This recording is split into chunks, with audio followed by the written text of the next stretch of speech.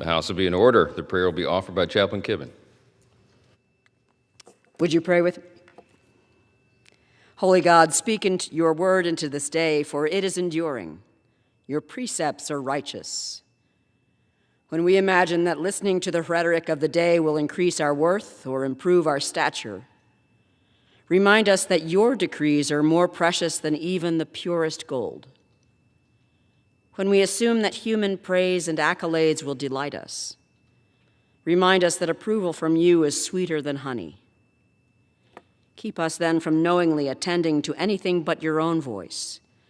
Prevent us from willfully ignoring your guidance. Teach us how to speak and to think as you would have us do, that on this day and in the work you have set before us, we would bring honor to you. Then may the words of our mouths and the meditations of our hearts be pleasing in your sight and acceptable to your ears, our rock and redeemer. In your merciful name we pray. Amen. The chair has examined the journal of the last day's proceedings and announces to the House the approval thereof. Pursuant to Clause 1 of Rule 1, the journal stands approved. The Pledge of Allegiance will be led by the gentleman from Texas, Mr. Williams. I pledge allegiance to the flag of the United States of America and to the republic for which it stands, one nation, under God, indivisible, with liberty and justice for all. The chair will entertain up to 5 requests for 1-minute speeches on each side of the aisle. For what purpose does the gentleman from Illinois seek recognition? To address the House for 1 minute and revise and extend my remarks. It's recognized for 1 minute. Thank you, Mr. Speaker, and good morning. I rise today to recognize Daryl Murphy, head coach of Murfreesboro High School basketball team, who recently secured his 600th win for the Red Devils. Coach Murphy has led his team with commitment, discipline, and heart since 1996. His teams have been models of consistency, including an incredible 34-win and 1-loss record during the 2010-2011 season. That year, the Red Devils finished second in the state of Illinois, with their only loss coming at the championship game. But Coach Murphy's legacy goes far beyond the wins and losses. It's found in the character he builds in his players and the pride he brings to his community. That same Murfreesboro pride that I was taught when I was in school there myself, which emphasizes punctuality, respect, integrity, discipline, and excellence, is always front and center with the Murfreesboro Red Devils step on the court. Coach Murphy is a staple in our community, a devoted husband to his wife, Diana, the father of his son, Daryl, being a lifelong resident of Murfreesboro and a graduate of Murfreesboro High School myself. I want to congratulate Coach Murphy, his wife, Diana, and their son, Daryl, on this remarkable moment. I know Coach Murphy won't let this accomplishment slow him down. Matter of fact, I think he's had 3 other wins since that time. Thank you, Daryl Murphy, for all you've done for the city of Murfreesboro and the young people of that community. Speaker, with that, I yield back. The gentleman yields. For what purpose does the gentleman from Pennsylvania seek recognition? North Carolina. Pardon me. For what purpose does the gentleman from North Carolina seek recognition? Thanks, Mr. Speaker. After unanimous consent to this House for 1 minute to rise. Without objection, the gentleman from North Carolina is recognized for 1 minute. Mr. Speaker, I stand with deep gratitude and respect for our dedicated first responders who exemplified the true spirit of commitment to their oaths to protect and serve. When this past weekend's explosion rocked Purdue's feed mill in Cofield, North Carolina, it was our first responders who rushed towards danger, demonstrating an unwavering sense of duty without hesitation. Captain Kendall Swain, Sergeant Tamisha Cherry, Deputy Holden Brickhouse, along with firefighters Alex and Robert Ward, who put their lives on the line. And to all of our first responders who remind us of the importance of selflessness, thank you. I extend my heartfelt prayers to the families affected and the Hereford County community. Sheriff Hayes, Chief Askew, I truly am honored to recognize these remarkable first responders as the heroes that they are. Thank you, Mr. Speaker, and I yield back. The gentleman yields. Now for what purpose? The gentleman from Pennsylvania seek recognition. Mr. Speaker, requesting the end of consent to address the House for 1 minute and revise and extend my remarks. Without objection, the gentleman from Pennsylvania is recognized for 1 minute. Thank you, Mr. Speaker. I rise today to recognize the Congress Bundestag Youth Exchange Program and our current CBYX intern, Max Groen. For more than 40 years, thousands of young Germans and Americans have had the opportunity to live, learn, and work in the program's respective countries. As co-chair of the German-American Caucus, I'm proud to support the CBYX program and will continue working to strengthen the relationship between our two great nations. The CBYX program is a great opportunity for participants to gain a new perspective on global affairs, politics, and immerse themselves in new cultures. Max, a native of Berlin, Germany, began interning on Capitol Hill earlier this year. Before moving to Washington, D.C., he spent a semester at Snow College in Utah. Max has spent this month helping our office with everyday operations. Following his time in D.C., he will complete an internship in Oregon with an energy company. Mr. Speaker, I thank Max for joining our office this month. He has represented Germany well, and I wish him the best in his future endeavors. Thank you, Mr. Speaker, and I yield back the balance of my time. The gentleman yields. For what purpose does the gentlewoman from Washington seek recognition? The gentlewoman from Washington is recognized for 1 minute. Without objection. Mr. Speaker, I rise today to recognize the student winners of my first annual Black History Month essay competition. Waverly Davis from Reeves Middle School in Olympia, Washington, and Ryan Walker from Curtis Senior High School in University Place. I created this program to help students share the stories of Black leaders who've influenced Washington State, especially in the times we are in today. Waverly highlighted Dorothy Hollingsworth, the first Black woman elected to the Seattle School Board in 1975, who went on to serve on the State Board of Education. Hollingsworth's commitment to civil rights and equality laid the foundation for all Washington students. From Waverly's essay, quote, "Her story has made me feel hope that things aren't always set in stone as they seem." Ryan wrote about Quincy Jones, producer, composer, musician, who started his journey in Seattle and broke racial barriers across the music and film industries. From Ryan's essay, "Talent exists everywhere, but opportunity does not, and addressing this gap is a civic responsibility." I want to thank our judges and all the students who participated. These essays remind us that Black history is Washington State history and American history.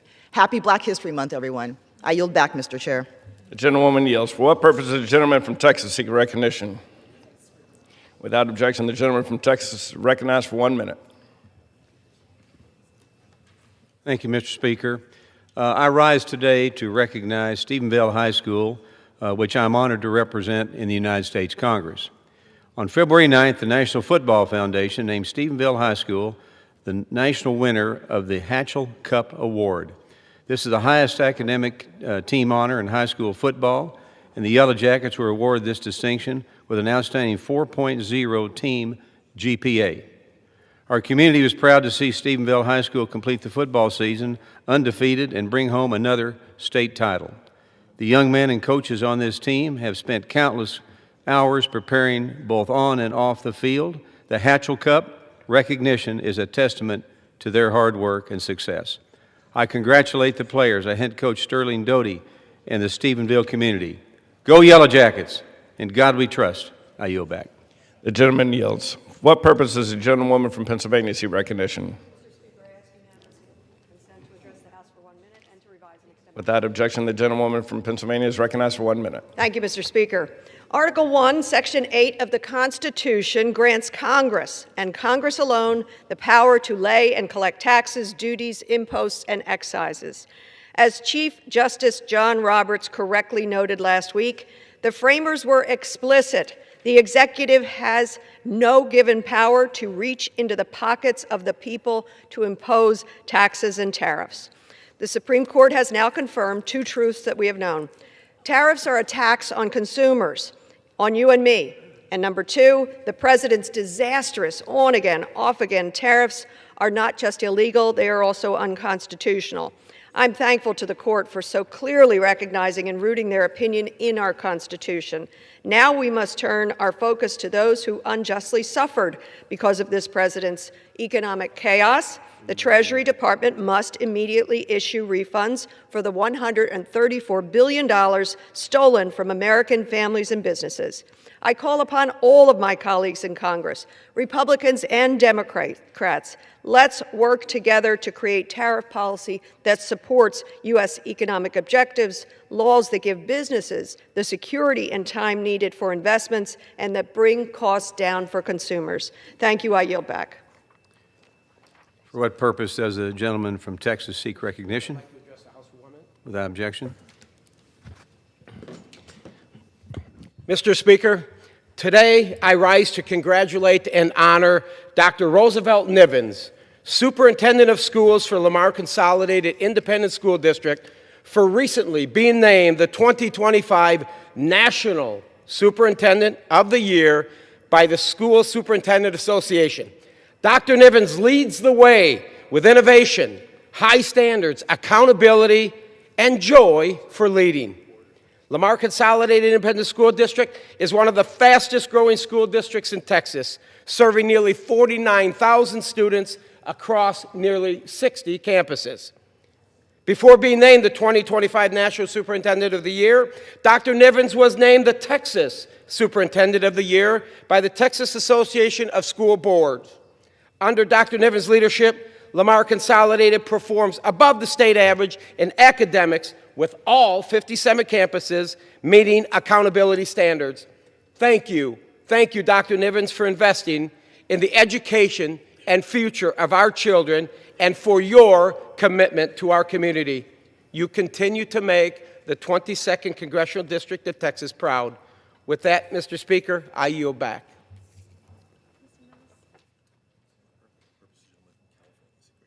For what purpose does the gentleman from California seek recognition? Without objection, sure.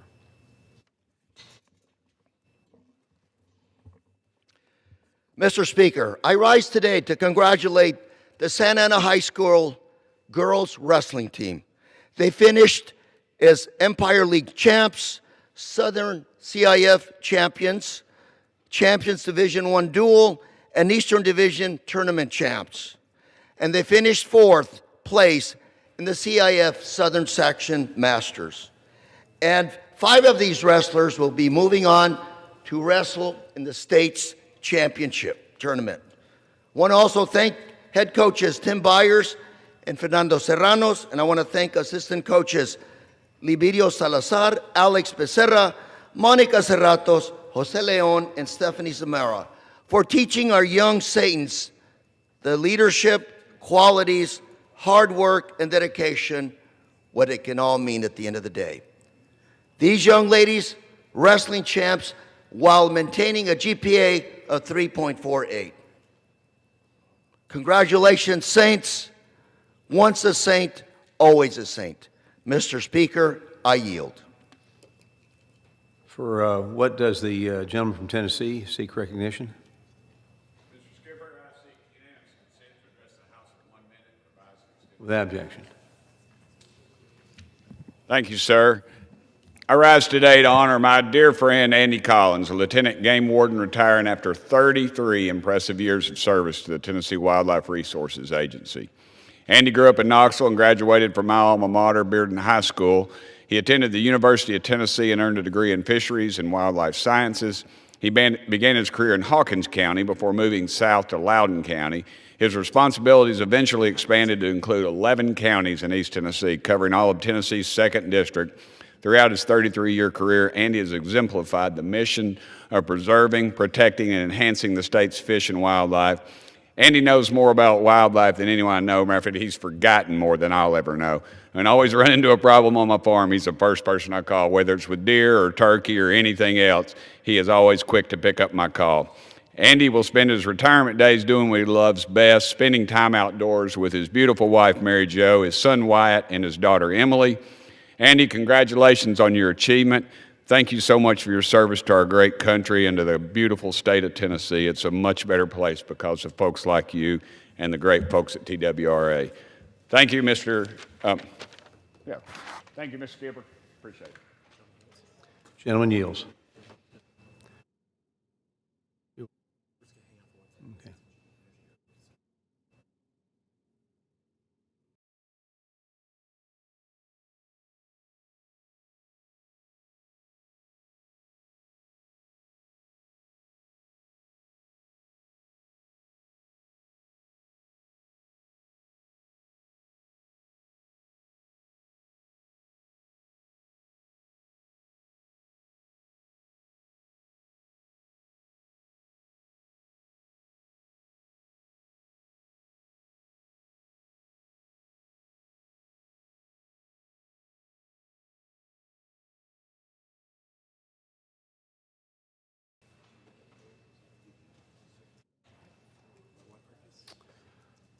Okay, for what purpose does the gentleman from Ohio seek recognition? Mr. Speaker, pursuant to House Resolution 1075, I call up H.R. 4758 and ask for its immediate consideration in the House. Chair recognizes. I'm sorry. The clerk will report the title of the bill. Union Calendar Number 414, H.R. 4758, a bill to repeal provisions of Public Law 117-169 relating to taxpayer subsidies for home electrification and for other purposes. Pursuant to House Resolution 1075, the bill is considered read. The bill shall be debatable for 1 hour, equally divided and controlled by the chair and ranking member, minority member of the Committee on Energy and Commerce, or their respective designees. The gentleman from Ohio and Mr. Latta, and the gentleman from New Jersey, Mr. Pallone, each will control 30 minutes. Mr. Speaker, I ask unanimous consent that all members may have 5 legislative days to revise and extend their remarks on the legislation and to insert extraneous material on H.R. 4758. Without objection. Mr. Speaker, I yield myself such time as I may consume. Gentleman is recognized. Thank you, Mr. Speaker. Mr. Speaker, I rise in support of H.R. 4578, the Homeowner Energy Freedom Act, sponsored by the gentleman from Texas's 12th Congressional District. The Homeowner Energy Freedom Act repeals disastrous policies from the Inflation Reduction Act that were used to subsidize expensive mandates and implement backdoor fossil fuel bans. Today, in the United States, the dream of home ownership is out of reach for far too many Americans. In fact, 75% of households today cannot afford a medium-priced home. Provisions of the Inflation Reduction Act to force states to implement green energy building codes only served to make matters worse.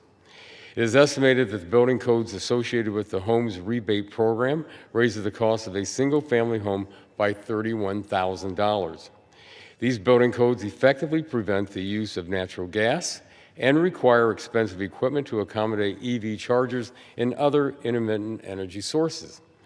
It is important to remember that upwards of 60% of homes utilize natural gas appliances, and that the number rises to more than 75% in colder climate states. These aren't just talking points, they're real-world impacts. Take Kansas City, for example.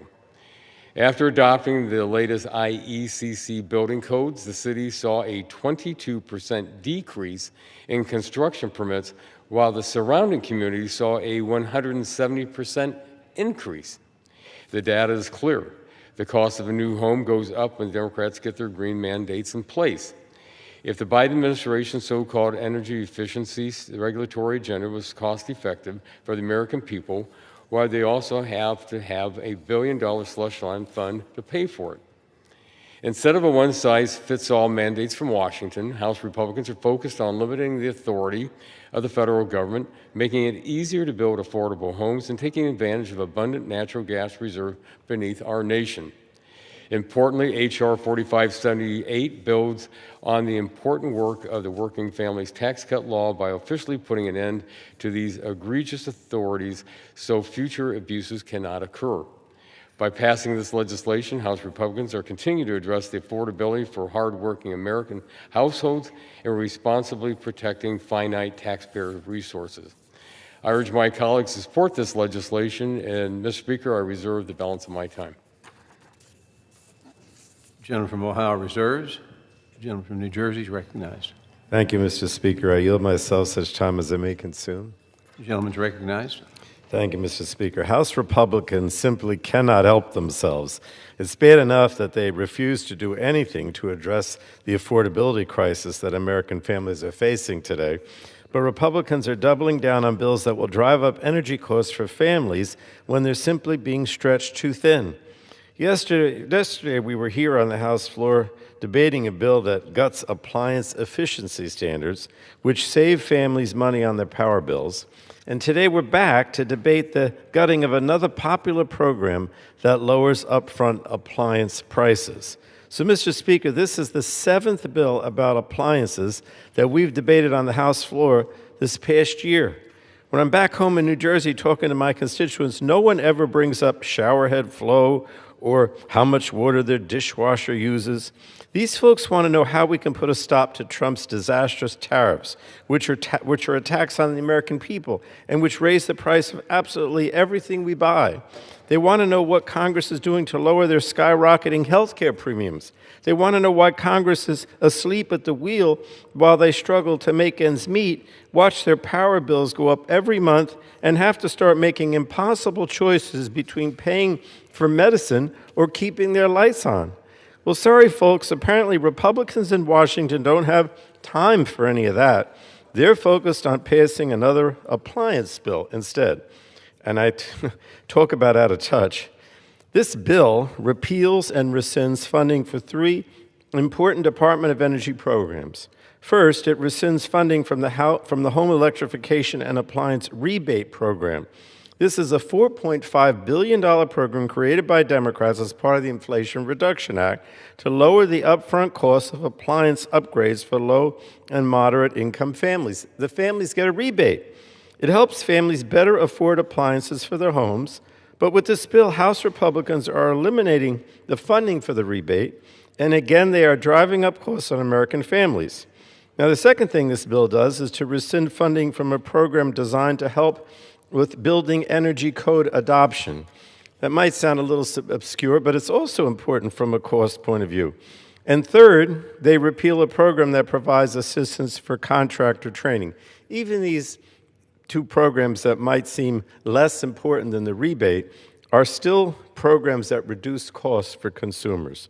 And I cannot stress it enough. This bill only worsens the affordability crisis for American families. Trump promised to cut Americans' power bills in half during his first year, but that didn't happen. In fact, electricity prices are up 15% and increasing twice as fast as inflation just since Trump took office.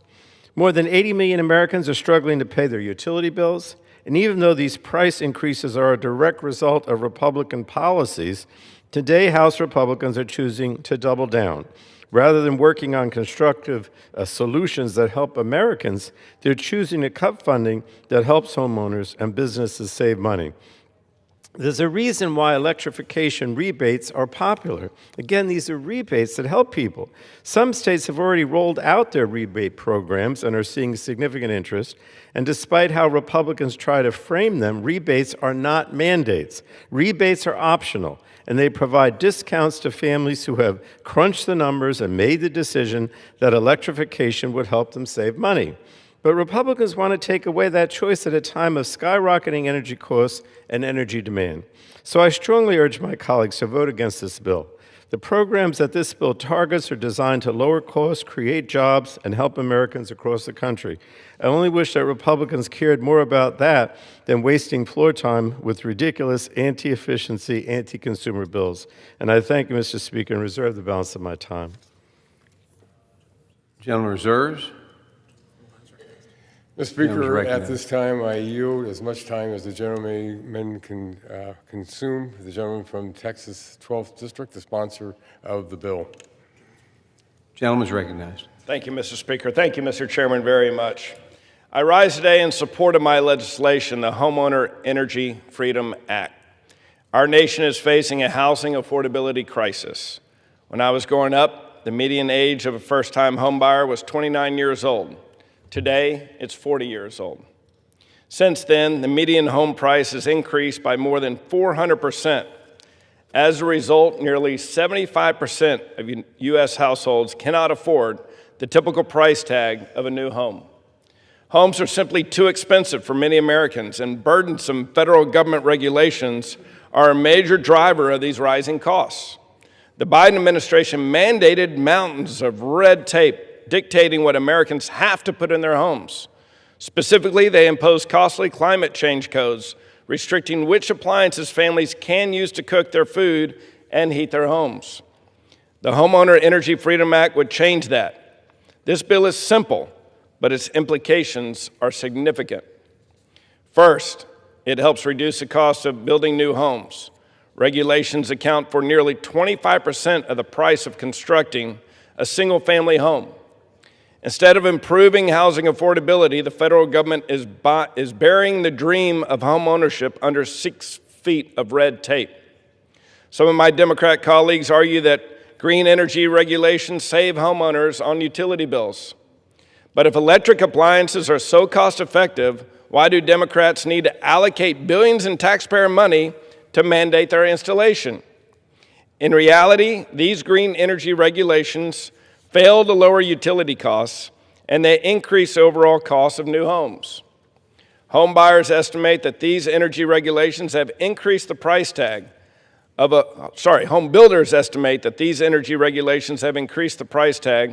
a new home by up to $31,000. Second, this bill restores Americans' freedom to make their own choices in their own homes.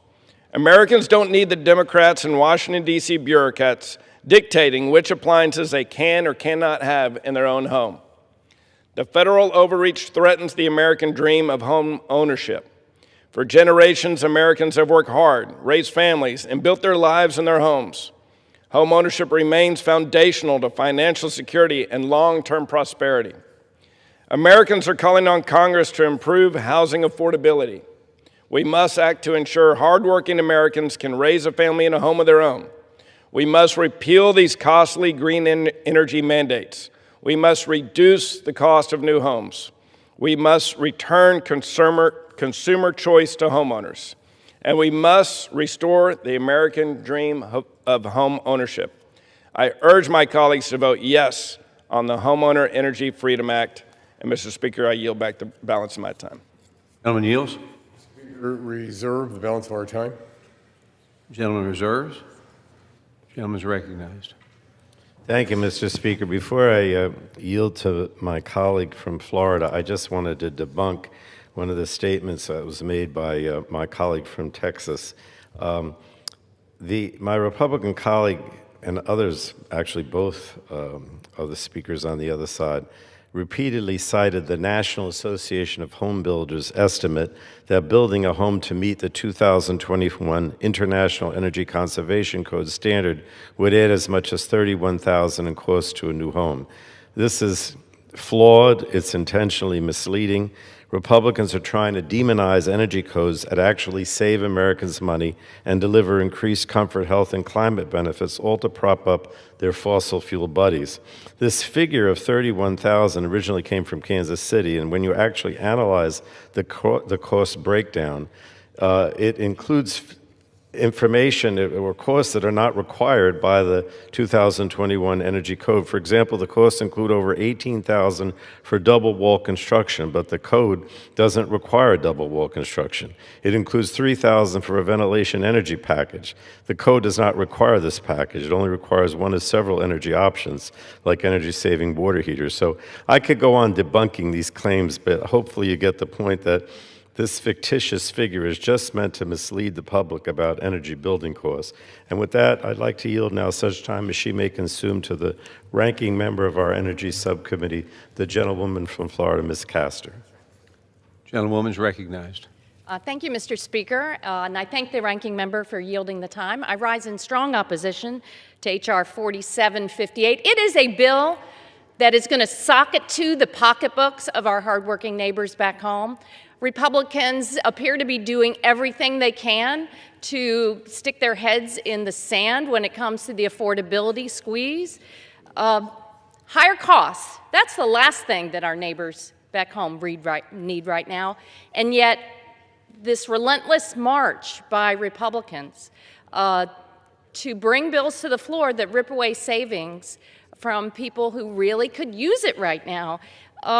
What does this bill do? It guts a very popular common sense initiative that hardworking Americans rely on. In 2022, the Congress passed some rebates to help people afford home appliances through 2 home energy rebate initiatives that help lower their electric bills. The first is the Home Efficiency Rebate Program, or HOMES.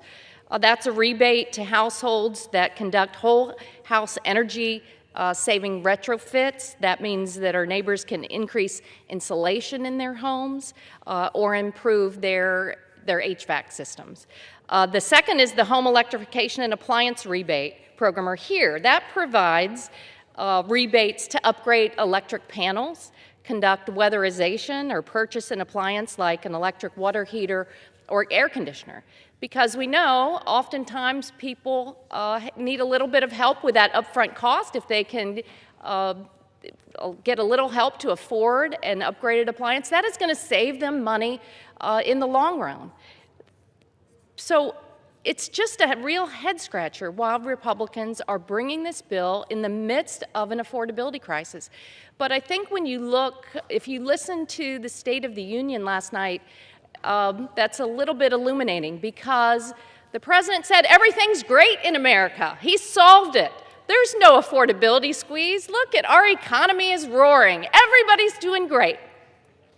That's not what I hear from my neighbors back home in Florida. Everything costs more. In fact, 80 million Americans are struggling to pay their utility bills. Electric rates across the country are up by 13% on average and higher in a lot of places.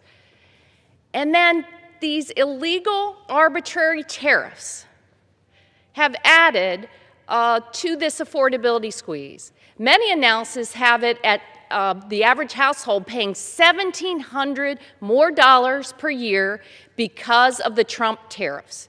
And Republicans in Congress have been supportive the entire way along. And even after the United States Supreme Court ruled last week that the tariffs, these high import taxes, the highest in 100 years on households making their groceries, their appliances, everything costs more. Even after the Supreme Court said they're illegal, you don't have the authority to do that, the president doubles down and he says, oh, yes, I do, and in fact, I'm going to inflict more pain. And Republicans last night in this chamber cheered more taxes on hardworking Americans. So this relates directly to the bill that we're debating today, because we're talking about affordable appliances. And you know what tariffs have done to the cost of appliances? Tariffs have driven a steady rise in appliance pricing, hitting American consumers with higher costs for essentials like refrigerators, washers, dryers, dishwashers. And because most appliances rely on imported steel, aluminum, and foreign-made components such as motors and control boards, tariffs on both finished goods and parts have pushed up production and import costs.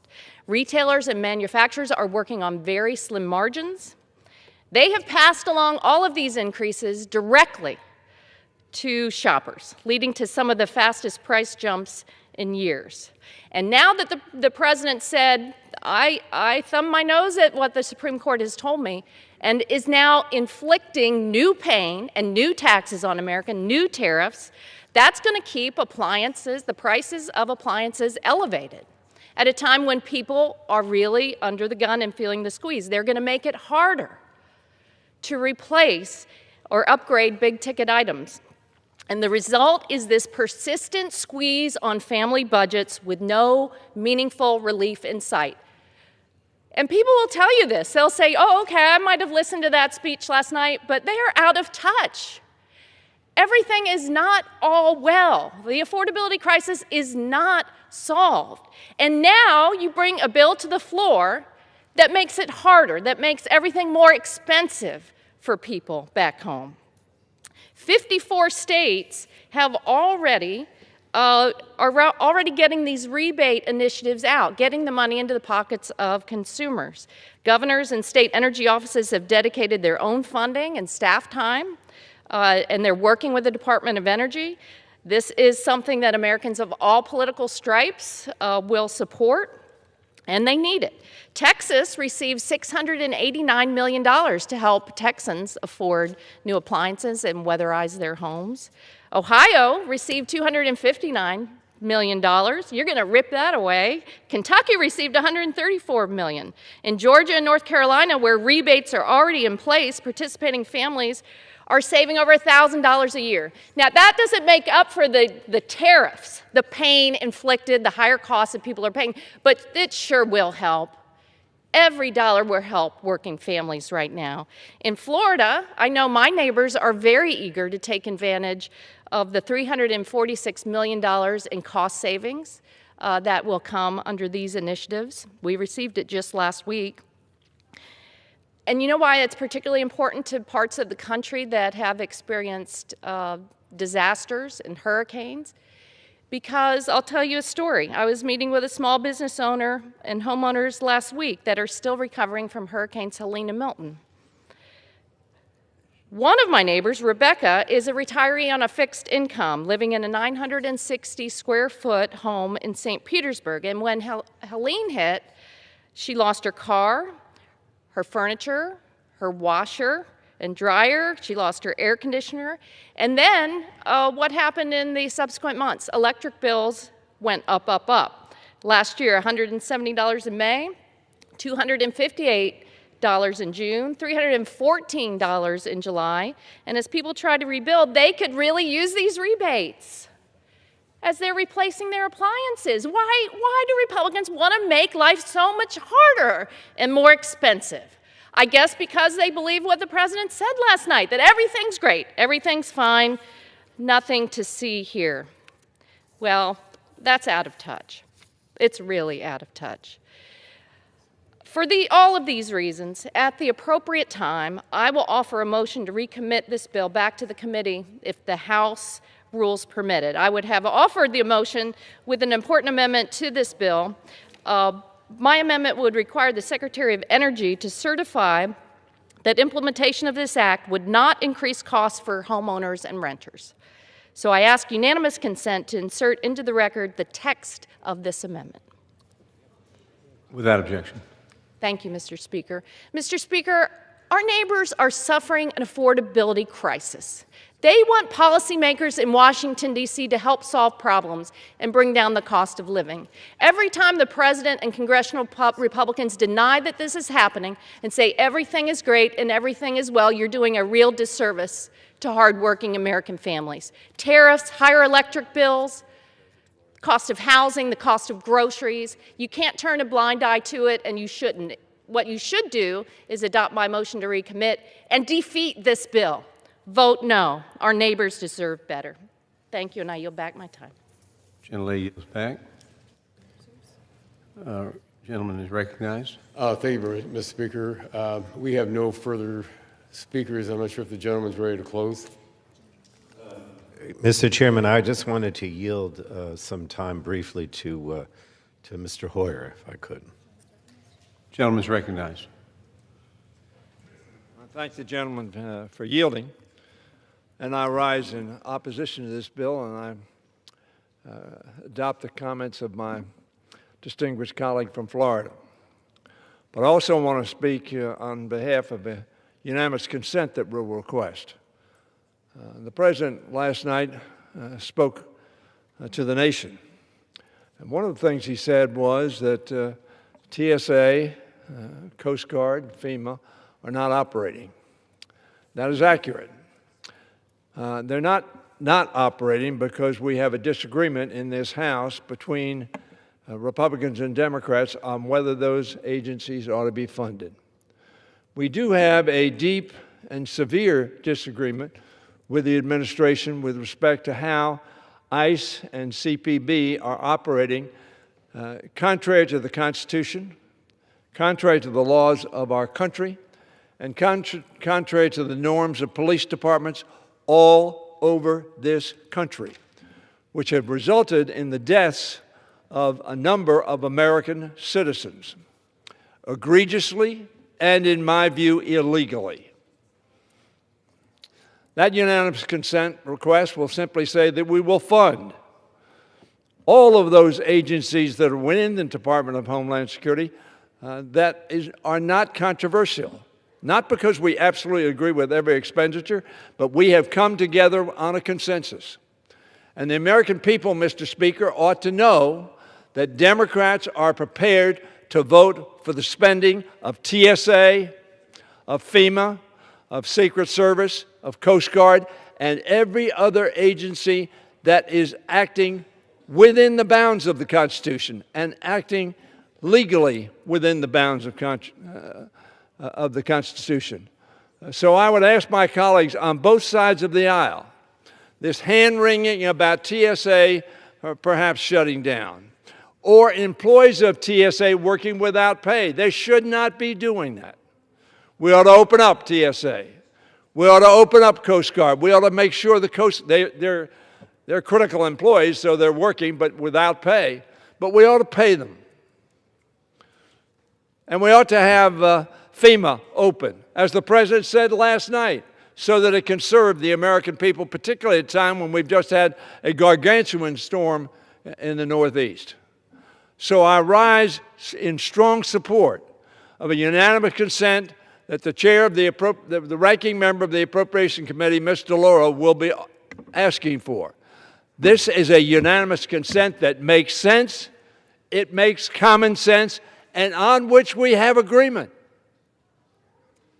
What we disagree with is the unconstitutional, illegal, unlawful, and death-causing activities of an out-of-control agency at the instance of the President of the United States. So I ask my colleagues on both sides of the aisle, let's make sense. Let's say yes to what we agree on. And I thank the gentlelady from Connecticut, the leader on our side of the aisle of the Appropriations Committee, for initiating this effort. I took this time because I'm not sure we're going to have time on the other bill. But I urge my members on the Republican side of the aisle, do not object to this unanimous consent, because it does what you say we ought to be doing.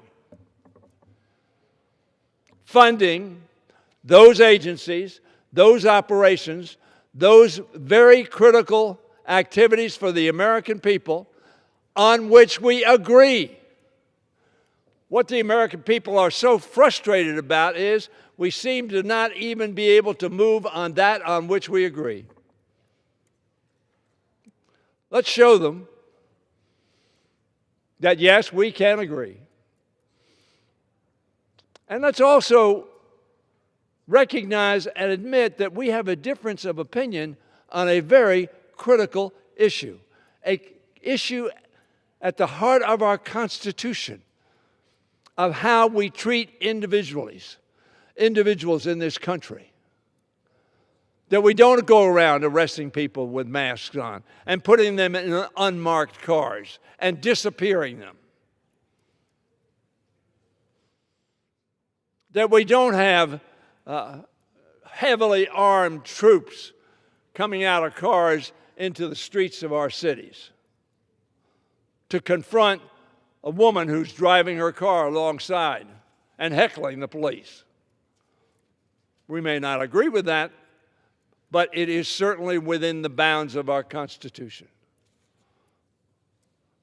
Ladies and gentlemen, there is no reason that we ought to have TSA shut down, FEMA shut down, Coast Guard shut down, Secret Service shut down.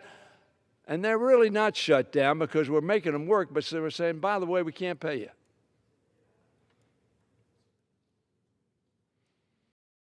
If you get up and you say Democrats are shutting down those agencies, you are not telling the truth. Because Democrats are prepared right now to pass legislation, which will be offered by the gentlelady from Connecticut, to fund everything but that on which we disagree. Isn't that reasonable? Isn't that what we ought to be doing as legislators, as Americans, as people who have sworn an oath to uphold the Constitution and laws of this country? I urge my colleagues, particularly my Republican colleagues, do not object, because your objection will be to continue to hamper the agencies on which we agree that are serving the American people. If the gentlelady from Connecticut would like me to yield to her, I'd be glad to do that.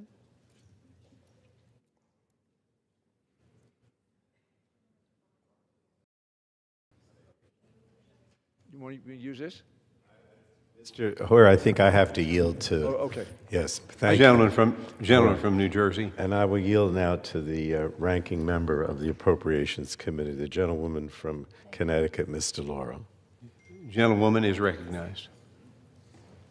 I want to thank the gentleman from Maryland for standing and speaking today about something that should be a bipartisan effort, a unanimous consent effort to make sure that those public servants who fight every single day come to work, play by the rules, and in this body there is agreement that we need to fund TSA, and we need to fund the Coast Guard, and we need to fund FEMA and Secret Service and cybersecurity. Those are integral parts of our government. They serve a great purpose to the American people, and there is not a shred of difference between Democrats and Republicans on those issues.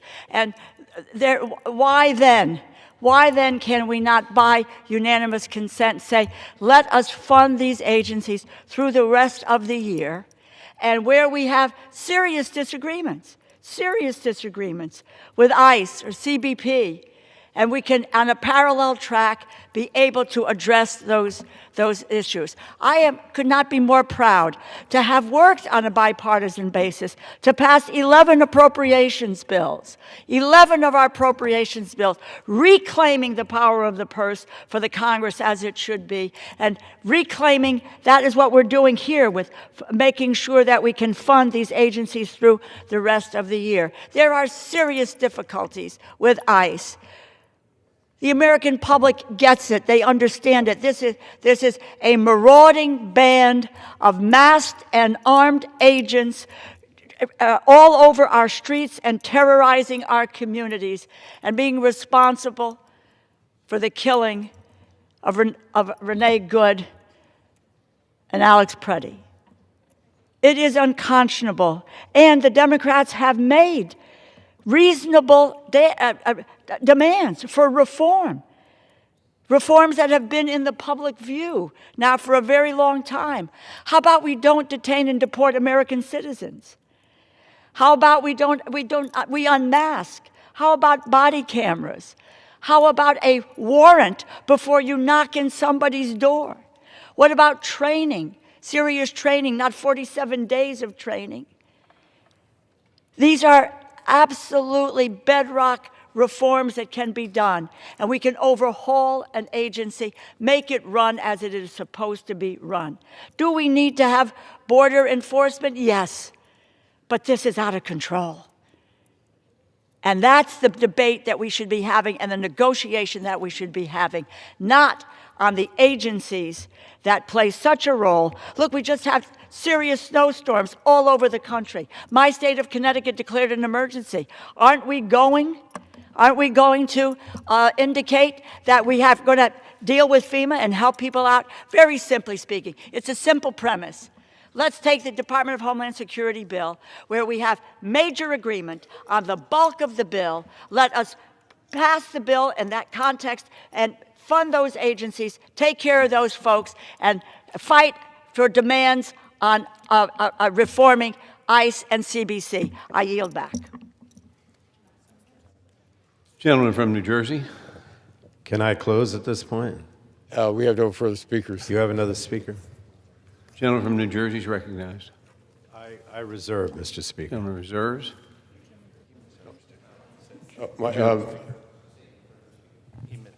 We have no further speakers, so if you're ready to close, we are too. Yep. All right. Thank you. I yield myself such time Gentleman's as I may recognized. consume. Thank you, Mr. Speaker. Last night, the President finally admitted that the people are concerned, or the American public are concerned about price increases. And if you care about affordability, why would you repeal a rebate program that helps Americans with their electricity bills, which is exactly what this bill unfortunately does. It repeals the rebate. Now, that rebate is at the point of sale. So when you go out and buy an appliance or a heat pump or something, you actually get a discount on the sale price. That's the rebate at the point of sale. So this bill targets this very popular electrification rebate program, a program that is already active in 12 states plus the District of Columbia. Those states include North Carolina, Georgia, Michigan, and Indiana. And all but 2 states in the country have applied for the program funding. So what they're essentially doing is eliminating this rebate program, which is clearly popular, in the very middle of it, while Americans are taking advantage of it. So I just think it's disingenuous to portray this as some kind of red state or blue state program. It's popular across the board amongst Republicans and Democrats. And with this bill, House Republicans are voting to rip funding away from 12 states that have active programs and against the interests of 46 total states who've applied for the program and are about to put it in the process. At full deployment, the rebate program is expected to deliver $275 million in annual energy savings, with participating families projected to save about $1,000 a year. And the installation of these appliances is projected to support 23,000 jobs. So why are you eliminating a program like this that puts money back into Americans' pockets when they're concerned about affordability? To date, electrification rebates have served 16,000 homes and resulted in $7.6 million in annual savings, and this is across only the 13 active programs that I mentioned. These programs are all designed in unique ways to meet states' needs and local contexts, and obviously Americans are interested. So if Republicans are successful in repealing this rebate program, they're not just scrapping some hypothetical program. They're removing real dollars from real states, real people, including the states that they represent. And again, we have this affordability crisis. Why eliminate a rebate that puts money back in Americans' pockets? So I urge my colleagues to oppose this bill. And with that, I yield back the balance of my time, Mr. Speaker. Gentleman yields. Gentleman is recognized. Well, thank you, Mr. Speaker. And Mr. Speaker, returning to the legislation before us, we're here to debate 4758, the Homeowners Energy Freedom Act. And again, I want to thank the gentleman from Texas' 12th Congressional District for sponsoring this legislation. This legislation is about reversing the damage caused by President Biden's Inflation Reduction Act's aggressive regulatory agenda and taxpayer funding spending spree. Whatever happened to the free market? What's happened to consumer choice? Housing affordability is a critical issue facing the American people. You look at the numbers. The costs associated with the IRA programs this bill seeks to repeal significantly add to the price of the new homes and lead to higher energy bills for the American people. According to the Federal Reserve, median home prices have skyrocketed over the past decade, with the largest increase from 2020 to 2022, which saw a 40% increase in median homes. When you talk about the home rebates that we're talking about here today and who's getting them, according right here, provides taxpayer subsidies for households earning over 150% of the median household income for the area. So the data from 2024 shows that the median income in the District of Columbia was $104,800, meaning that households in Washington making up to $156,000 can receive taxpayer subsidies and up to upgrade their appliances.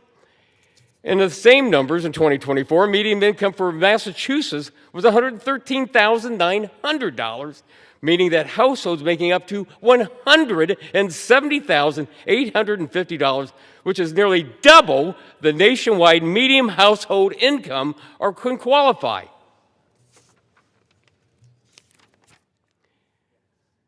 H.R. 4758 brings back the dream of home ownership back to millions of Americans. And oh, by the way, let's talk about electricity costs again. We talk about this a lot. Reliable power, affordable power. When you look at the increases, where's it at? It starts in Maryland and goes to Maine. It's California. If I lived in those states, as I've said before, I'd call my legislators in those states and say, what are you doing out there? What's the governor doing? So look where those states are and look where the affordability crisis is in this country. I urge my colleagues to support this legislation. And Mr. Speaker, I yield back the balance of my time. All time for debate has expired. Pursuant to House Resolution 1075, the previous question is ordered on the bill. The question is on the engrossment and third reading of the bill. Those in favor say aye. Those opposed say no. The ayes have it.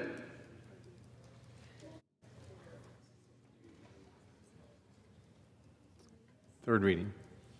A bill to repeal provisions of Public Law 117-169 relating to taxpayer subsidies for home electrification and for other purposes. For what purpose does the gentlewoman from Florida seek recognition? Mr. Speaker, I have a motion to recommit at the desk. The clerk will report the motion. Ms. Castor of Florida moves to recommit the bill H.R. 4758 to the Committee on Energy and Commerce. Pursuant to Clause 2B of Rule 19, the previous question is ordered on the motion to recommit. The question is on the motion. All those in favor say aye. Aye. All those opposed say no. The noes have it. The motion is not to. Mr. Speaker, I ask for the yeas and nays.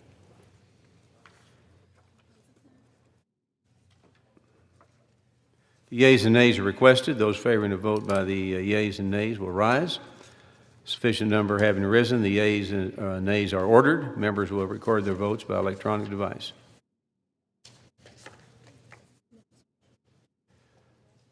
Pursuant to Clause 9 of Rule 20, the Chair will reduce to 5 minutes the minimum time for any electronic vote on the question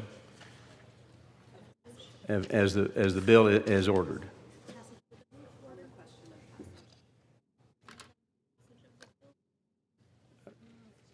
The question of passage of the bill, if ordered. And this is a 15-minute vote.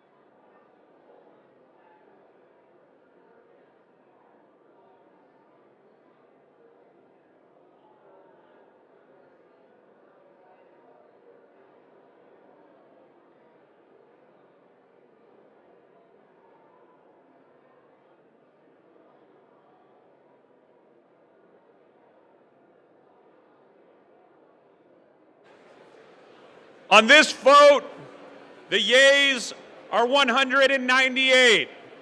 The nays are 208. The motion is not adopted.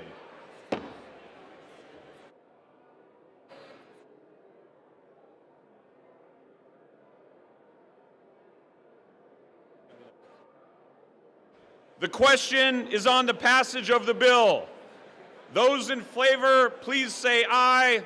Those opposed, please say nay. In the opinion of the chair, the yeas have it. Mr. Speaker, I'd ask for the yeas and nays. What reason does the good member from New Jersey seek recognition? I would ask for the yeas and nays, Mr. Speaker. The yeas and nays are requested. Those favoring a vote by the yeas and nays will rise. A sufficient number having risen, the yeas and nays are ordered. Members will record their votes by electronic device. This is a 5-minute vote.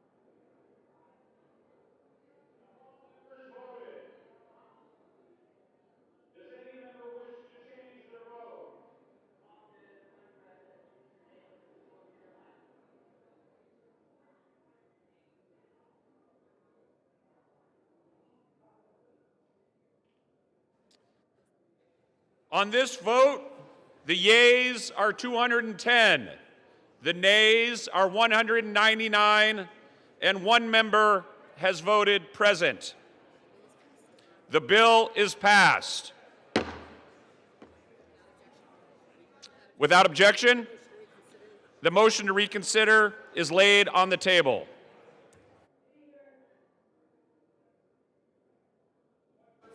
And gentlewoman seek recognition. Mr. Speaker, I ask unanimous consent that the Committee on Appropriations and Budget be discharged from further consideration of H.R. 7481, the Department of Homeland Security Appropriations Act of 2026, and ask for its immediate consideration in the House. Under guidelines consistently issued by successive speakers, as recorded in Section 956 of the House Rules and Manual, the chair is constrained not to entertain the request unless it has been cleared by the bipartisan floor and committee leaderships. Does the gentleman from Maryland rise? The gentleman will state his inquiry. Am I to take, Mr. Speaker, from the definition that you gave as to why you could not accept the gentlelady's unanimous consent request that the majority has not agreed to funding the balance of the DHS bill other than CPB and ICE. As indicated in Section 956 of the House Rules and Manual, it is not a proper parliamentary inquiry to ask the chair to indicate which side of the aisle has failed under the Speaker's guidelines to clear a unanimous consent request. I thank the gentleman, and we are not objecting.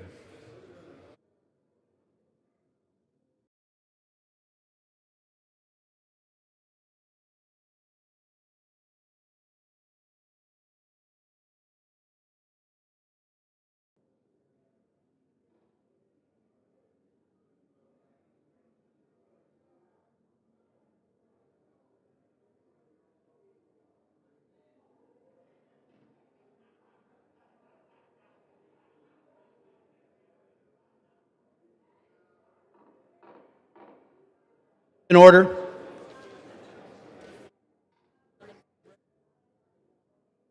For what purpose does the gentleman from Rhode Island seek recognition? Mr. Speaker, I ask unanimous consent to address the House out of order. Without objection, the gentleman is recognized. Today, as Rhode Island digs out from a historic blizzard, we rise to honor two Rhode Islanders, Rhonda and Aiden Dorgan, whose lives tragically ended in the horrific shooting at a high school hockey game last week in Pawtucket. 3 other Rhode Islanders were injured in the shooting and remain in the hospital. Today, we hold in the light the victims, their families, the teams, school communities, and the broader Rhode Island community as they work to heal from yet again another act of gun violence.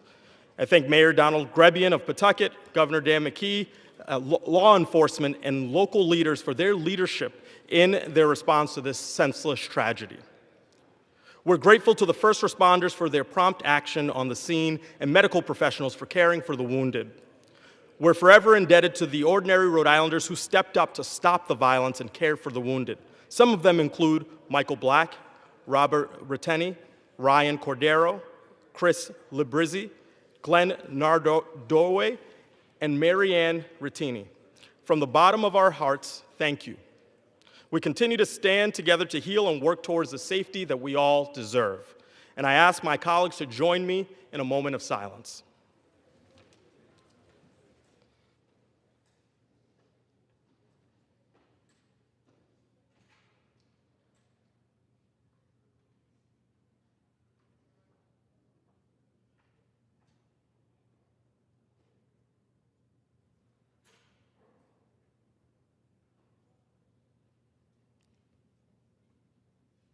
I yield back. The gentleman yields back.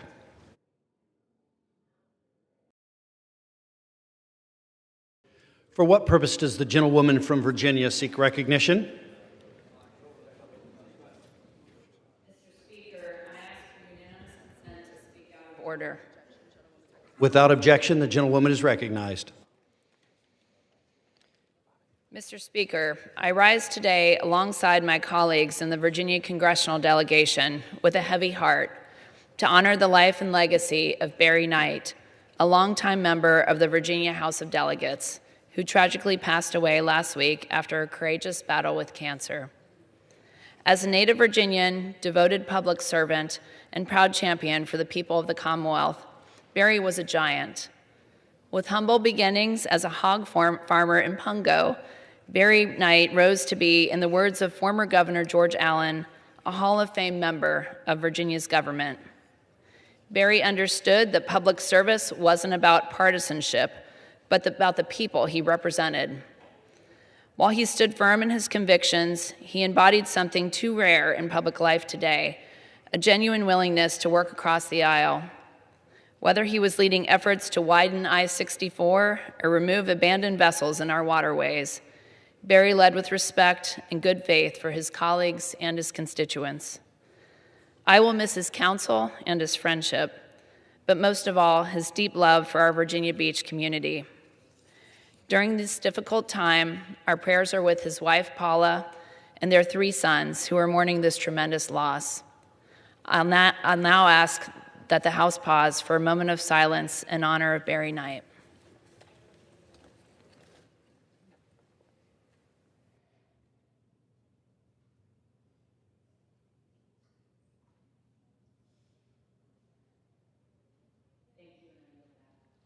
The gentlewoman yields back. The chair will now entertain requests for 1-minute speeches. Purpose does the gentleman from Pennsylvania seek recognition?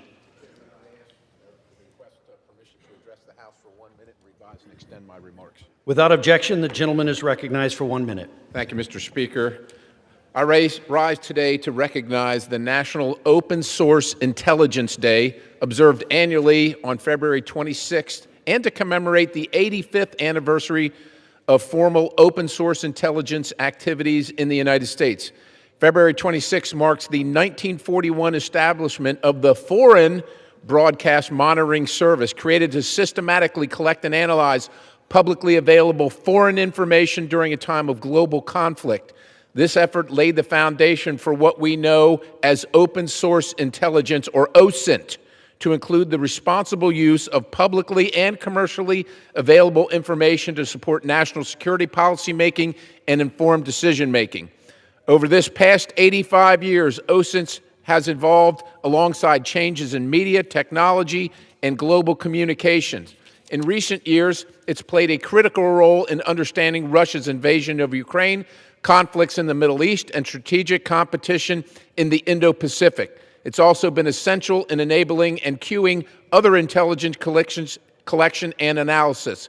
Its value lies not only in access to information, but in the rigorous analytic tradecraft applied to it, including adherence to privacy and civil liberty protections.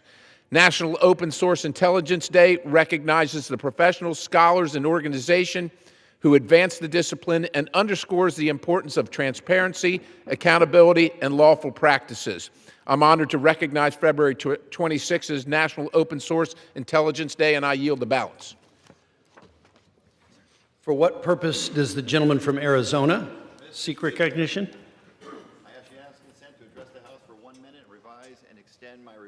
Without objection, the gentleman is recognized for 1 minute. Thank you very much, Mr. Speaker. Today I am proud to honor a man who spent his entire life in service to others, former Chandler, Arizona Mayor Coy Payne. He was born in 1929 to a hard-working family in Texas and came to Arizona in the 1940s. He earned everything he got. He worked his way through school, served in our Army during the Korean War, earned a degree from Arizona State University, and then gave 30 years of his life educating the children of Chandler. He served on the Chandler City Council for many years, and then in 1990, he was elected mayor of the city of Chandler, the first black mayor in Arizona history. As mayor, he led a booming, growing city with steady hands and an open door. People trusted him because he listened, because he knew he was going to do all he could to make their lives better.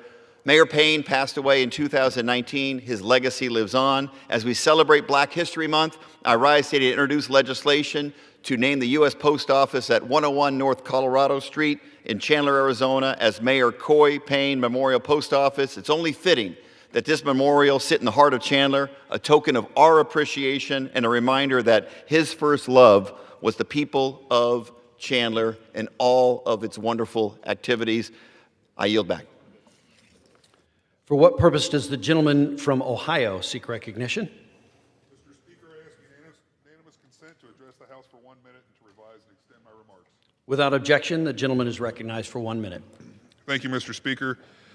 I rise today to honor Clermont County Sheriff Chris Stratton.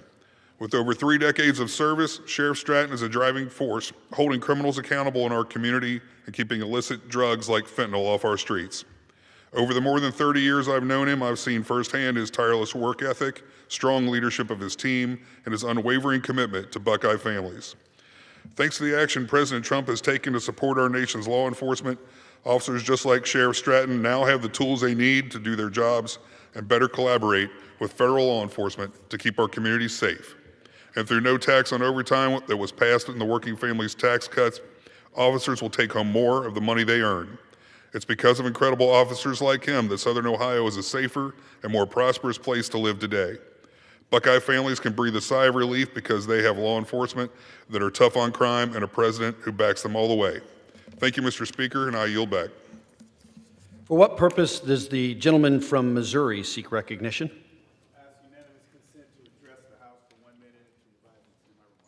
Without objection, the gentleman is recognized for 1 minute. I rise today to honor a legend of St. Louis who passed away last week. Mama Reed knew no strangers in her community. She lived a life of silence. As one of the first black teachers in the Hazelwood School District, a committee woman, a mentor, mother, sister, auntie, she led through her example, her advice, and her unconditional and sometimes tough love. As I think about the term rest in power, its meaning, as I stand here, I have a moment of clarity because I stand here feeling an intense obligation to honor her and send her off right. And as I'm going forward, a desire to make her proud, although she's no longer with us.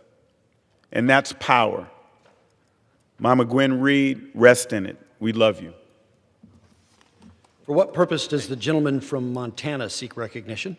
Mr. Speaker, I ask unanimous consent to address the House for 1 minute and to revise and extend my remarks. Without objection, the gentleman is recognized for 1 minute.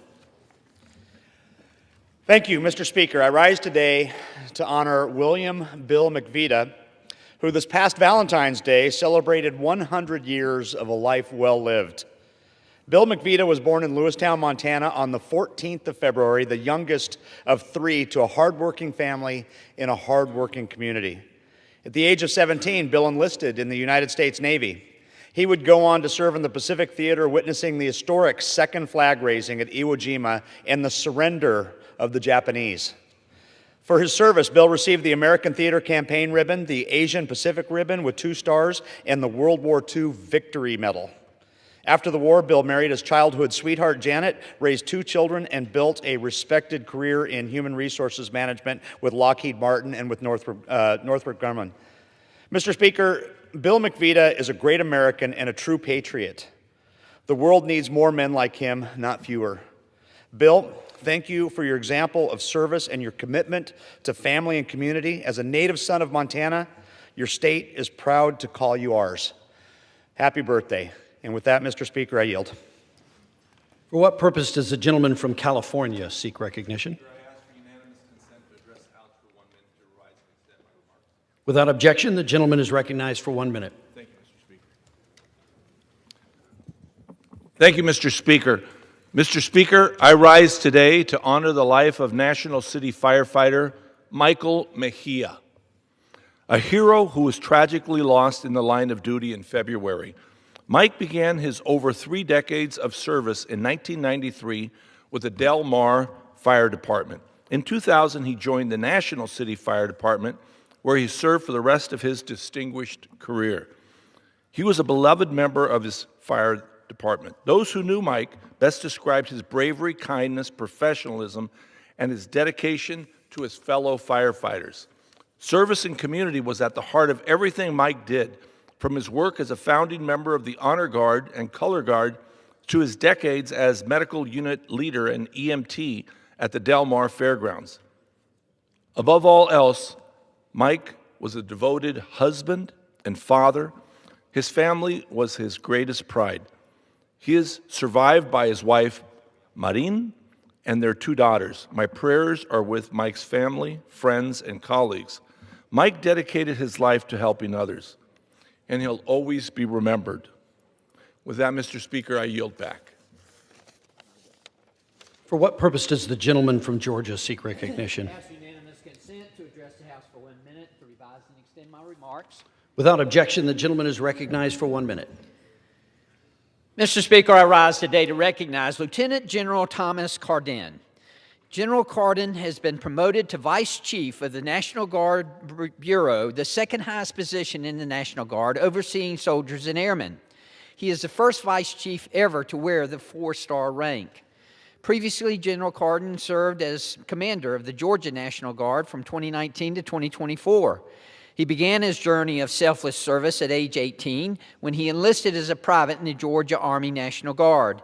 Throughout his career, General Cardin has held many leadership roles, serving as a shining example to those he led. He has a strong academic background with degrees in history, human resource management, and strategic studies. Few people have demonstrated unwavering commitment, integrity, and dedication to duty the way that General Cardin has. As a fellow Georgian, I'm proud of his exemplary service to our state and to our nation. I am confident he will lead with honor in this new role. We thank General Cardin for his lifelong service to this great country. Thank you, Mr. Speaker, and I yield back. For what purpose does the gentlewoman from Ohio seek recognition? And extend my remarks. Without objection, the gentlewoman is recognized for 1 minute. Mr. Speaker, I rise today and every day on behalf of the people of Northwestern Ohio, farmers, factory workers, small business owners, nurses, veterans, retirees. They carry the heavy burden of President Trump's reckless trade war. Tariffs hit our region harder than almost anywhere in our country. Why? We make and grow America. Our soybean growers saw foreign markets slam shut and prices tumble, all because the president acted carelessly.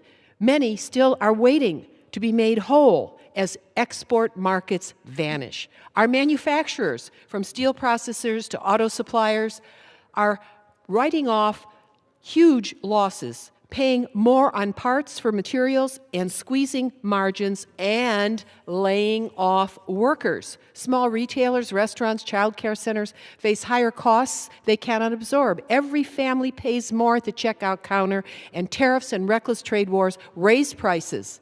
The Supreme Court affirmed that our Constitution still matters, and President Trump overstepped his authority. These policies must be thoughtful, and Americans deserve stable markets, fair trade, and leadership that fights for our producers and the gentlewoman's workers. time has expired. Thank you, Mr. Speaker. I yield back. For what purpose does the gentleman from Missouri seek recognition? Without objection, the gentleman is recognized for 1 minute. Mr. Speaker, I rise today to honor the lives of Deputy Michael Hyslop and Deputy Gabriel Ramirez of Christian County Sheriff's Office, who yesterday were killed in the line of duty while serving the people of Southwest Missouri. Deputy Ramirez was murdered during a traffic stop while doing what law enforcement officers across this country do every day: protecting the public and enforcing the law. He was a United States Army veteran who continued his service at home, serving nearly 1 year as a deputy. What followed was a dangerous manhunt that stretched through the night and ended near Reed Springs, where Deputy Hyslop was killed while helping bring the violence to an end. Deputy Hyslop was also a United States Army veteran and had served his country as a deputy for more than 6 years. 2 other deputies were also shot and countless officers placed themselves in harm's way to protect others. Their courage and sacrifice stand in stark contrast to the evil that they confronted. Today, we grieve for two families who have lost sons, husbands, and brothers, and we honor public servants who answered the call to stand between danger and their neighbors. Please join me in praying for their families, the injured officers, and the entire law enforcement community as they carry this profound loss on their hearts. And I ask for a moment, Mr. Speaker.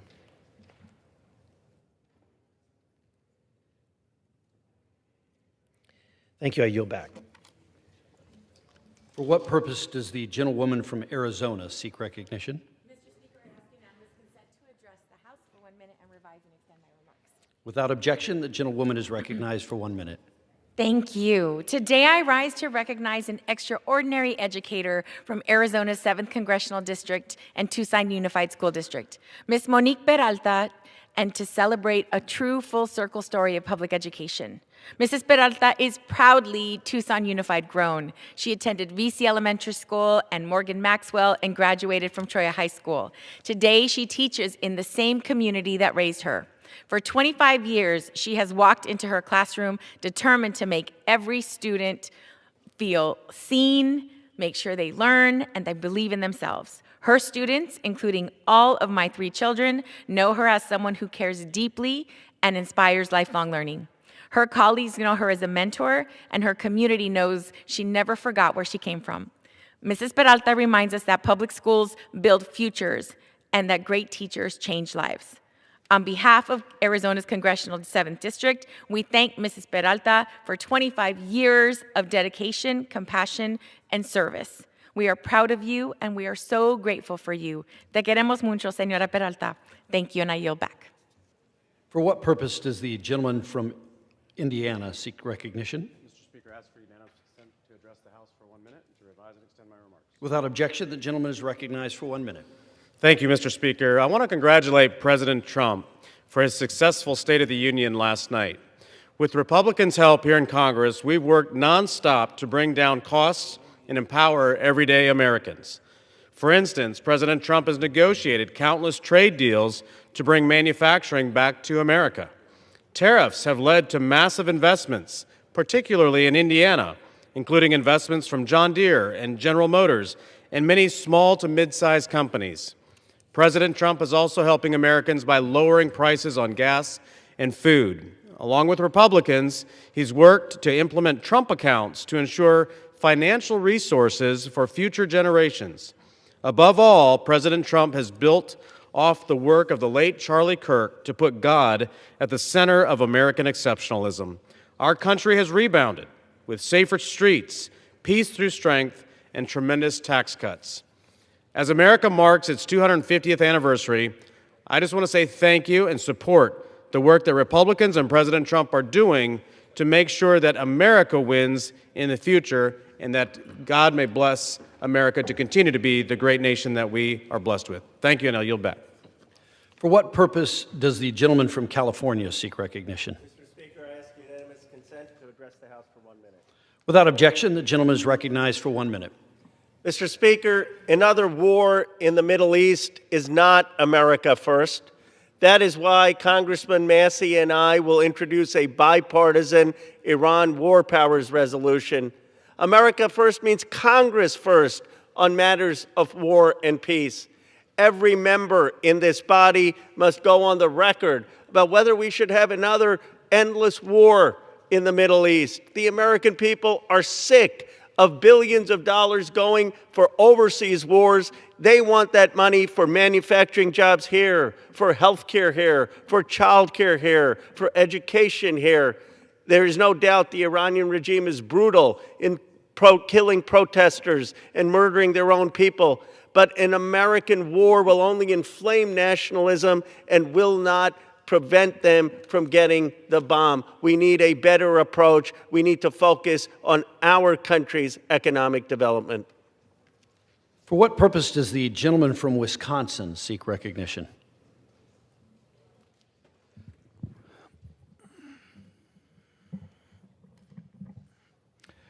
I'd like to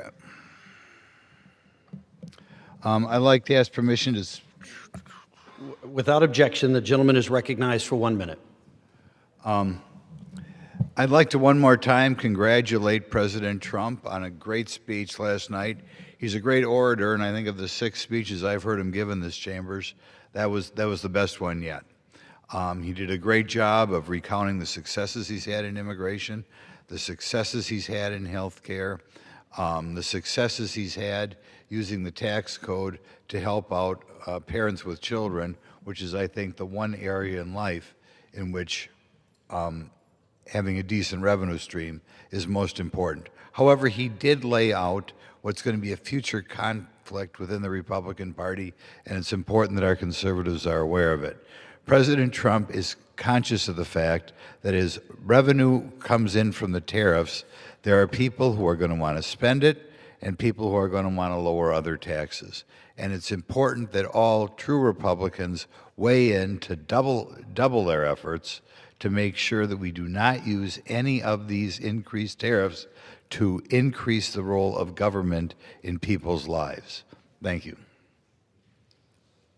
Under the Speaker's announced policy of January 3rd, 2025, the gentleman from Arkansas, Mr. Hill, is recognized for 60 minutes as the designee of the Majority Leader. Mr. Speaker, I ask unanimous consent that all members may have 5 legislative days in which to revise and extend their remarks and include extraneous material on the topic of the special order. Without objection. Mr. Speaker, I'm honored to rise today with my colleagues to lead the House of Representatives in reading President George Washington's farewell address. Having just celebrated his 294th birthday of our indispensable first president, this is a fitting tribute as we celebrate the 250th year of our nation's creation. The farewell address is a remarkable document. Published in the American Daily Advertiser on September 19, 1796, it was never delivered in person, but it was widely read and remains one of the most important documents in American history. President Washington completed his 2 terms as our indispensable first president. First in war, first in peace, and first in the hearts of his countrymen. Every step of the way, he viewed his actions through the lens of precedent it would set for the presidency and for future presidents. His dress, his decorum, his relationship with Congress, his decisions about his cabinet, and his approach to executive decision-making. In this address, you'll see clearly that he ended his extraordinary public career on a high note. The practice of reading the farewell address began in a joint session of the Congress on February 22, 1862, during the darkest days of the Civil War. The Senate revived the ceremonial reading in 1888, and each year since 1896, the Senate has observed George Washington's birthday in February by selecting a senator alternating parties to read the 7,641-word statement in their legislative session. This year, fittingly, in this year of A250, our semi-quincentennial, it was Senator Tim Kaine of Virginia. The House revived the ceremonial reading in 1889 and continued intermittently until 1933, after which it became an annual fixture until 1979. Today, Mr. Speaker, my colleagues and I are delighted to return this tradition to the House floor, accompanied by our handsome portrait of our first president by John Vanderlyn that has hung here in the House chamber since the 1830s. Mr. Washington's farewell address. Friends and citizens, the period for a new election of a citizen to administer the executive government of the United States being not far distant, and the time actually arrived when your thoughts must be employed in designating the person who is to be clothed with this important trust. It appears to me proper, especially as it may be conducive to a more distinct expression of the public voice, that I should now apprise you of the resolution that I have formed to decline being considered among the number of those out of whom a choice is to be made. I beg you at the same time to do me the justice to be assured that this resolution has not been taken without the strict regard to all the considerations appertaining to the relation which binds a dutiful citizen to his country, and that in withdrawing the tender of service, which my silence and my situation might imply, I'm influenced by no diminution of zeal for your future interest, no deficiency of grateful respect for your past kindness, but am supported by a full conviction that the step is now compatible with both. The acceptance of and continuance hitherto in the office to which your suffrages have twice called me have been a uniform sacrifice of inclination to the opinion of duty and to a deference to what appeared to be your desire. I've constantly hoped that it would have been much easier in my power, consistently with motives which I was not at liberty to disregard, to return to that retirement from which I had been reluctantly drawn. The strength of my inclination to do this, previous to the last election, had even led to the preparation of an address to declare it to you. But mature reflection on the then perplexed and critical posture of our affairs with foreign nations and the unanimous advice of persons entitled to my confidence impelled me to abandon the idea. I rejoice that the state of your concerns, external as well as internal, no longer renders the pursuit of inclination incompatible with the sentiment of duty or propriety, and I'm persuaded, whatever partiality may be retained for my service, that in the present circumstances of our country, you will not disapprove of my determination to retire. The impressions with which I first undertook the arduous trust were explained on the proper occasion. In the discharge of this trust, I will only say that I have, with good intentions, contributed towards the organization and administration of the government, the best exertions of which a very fallible judgment was capable. Not unconscious of the outset of the inferiority of my qualifications, experience in my own eyes, perhaps still more in the eyes of others, has strengthened the motives to diffidence of myself. And every day the increasing weight of the years admonishes me more and more that the shade of retirement is as necessary to me as it will be welcome. Satisfied that if any of the circumstances had given peculiar value to my services, they were temporary. And I have the consolation to believe that while choice and prudence invite me to quit the political scene, patriotism does not forbid it. Mr. Speaker, I call on the distinguished gentleman from Utah, Mike Kennedy, to continue our reading. Thank you, Mr. Chair. In looking forward to the moment which is intended to terminate the career of my public life, my feelings do not permit me to suspend the deep acknowledgement of that debt of gratitude which I owe to my beloved country for the many honors it has conferred upon me. Still more for the steadfast confidence with which it has supported me, and for the opportunities I have thence enjoyed of manifesting my inviolable attachment by services faithful and preserving, though in usefulness unequal to my zeal. If benefits have resulted to our country from these services, let it always be remembered to your praise and as an instructive example in our annals that under circumstances in which the passions, agitated in every direction, were liable to mislead, amidst appearances sometimes dubious, vicissitudes of fortune often discouraging, in situations in which not unfrequently want of success has countenanced the spirit of criticism, the constancy of your support was the essential prop of the efforts and a guarantee of the plans by which they were effected. Profoundly penetrated with this idea, I shall carry it with me to my grave as a strong incitement to unceasing vows that heaven may continue to you the choicest tokens of its beneficence, that your union and brotherly affection may be perpetual, that the free Constitution, which is the work of your hands, may be sacredly maintained, that its administration in every department may be stamped with wisdom and virtue. Then, in fine, the happiness of the people of these states, under the auspices of liberty, may be made complete by so careful a preservation and so prudent a use of this blessing as will acquire to them the glory of recommending it to the applause, the affection, and adoption of every nation which is yet a stranger to it. Here perhaps I ought to stop, but a solicitude for your welfare which cannot end but with my life and the apprehension of danger natural to that solicitude urge me, on an occasion like the present, to offer to your solemn contemplation and to recommend to your frequent review some sentiments which are the result of much reflection, of no inconsiderable observation, and which appear to me all important to the permanency of your felicity as a people.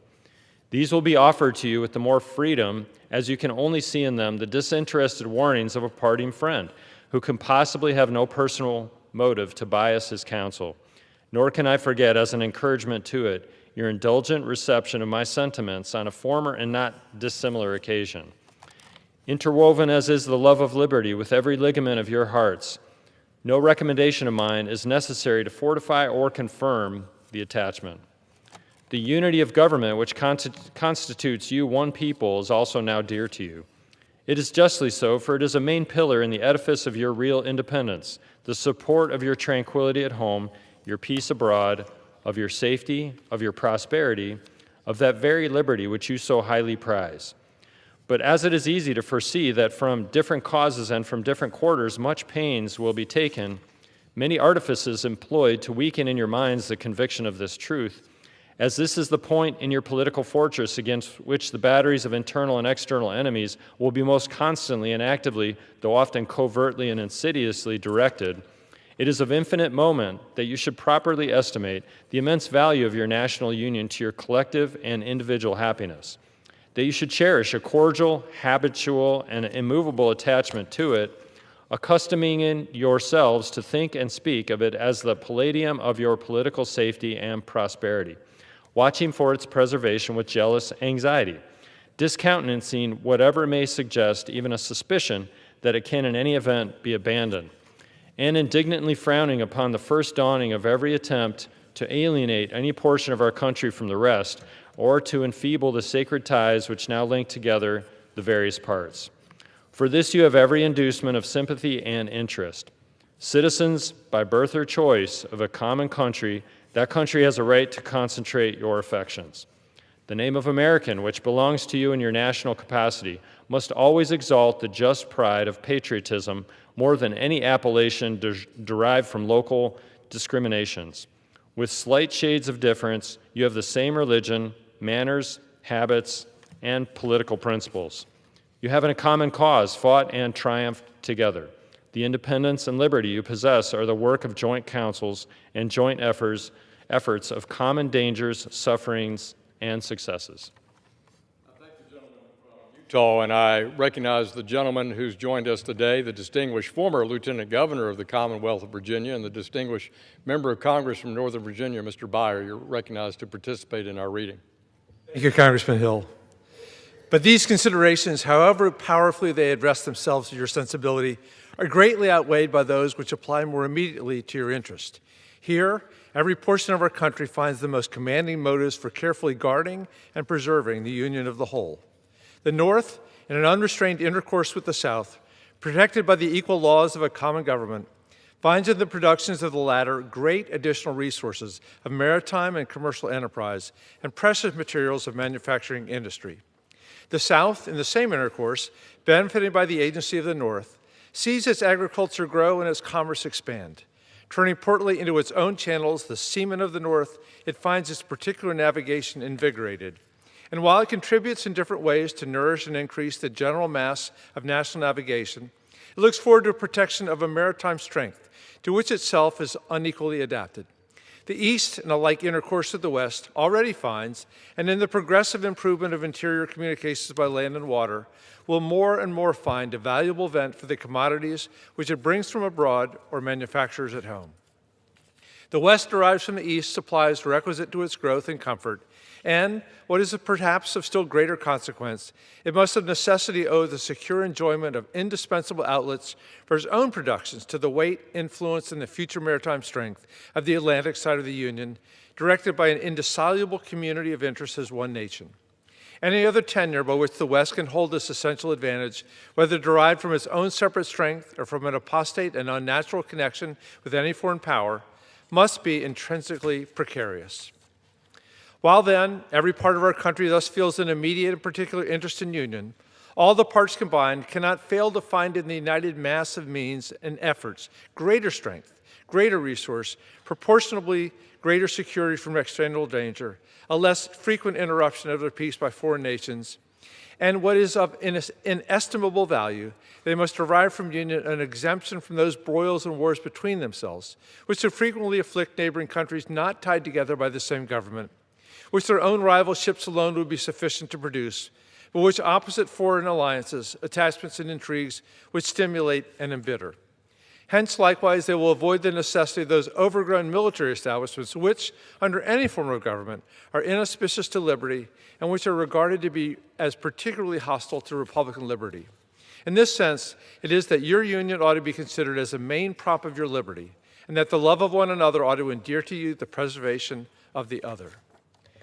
These considerations speak a persuasive language to every reflecting and virtuous mind, and exhibit the continuance of the Union as a primary object of patriotic desire. Is there a doubt whether a common government can embrace so large a sphere? Let experience solve it. To listen to mere speculation in such a case were criminal. We are authorized to hope that a proper organization of the whole, with the auxiliary agency of governments for the respective subdivisions, will afford a happy issue to the experiment.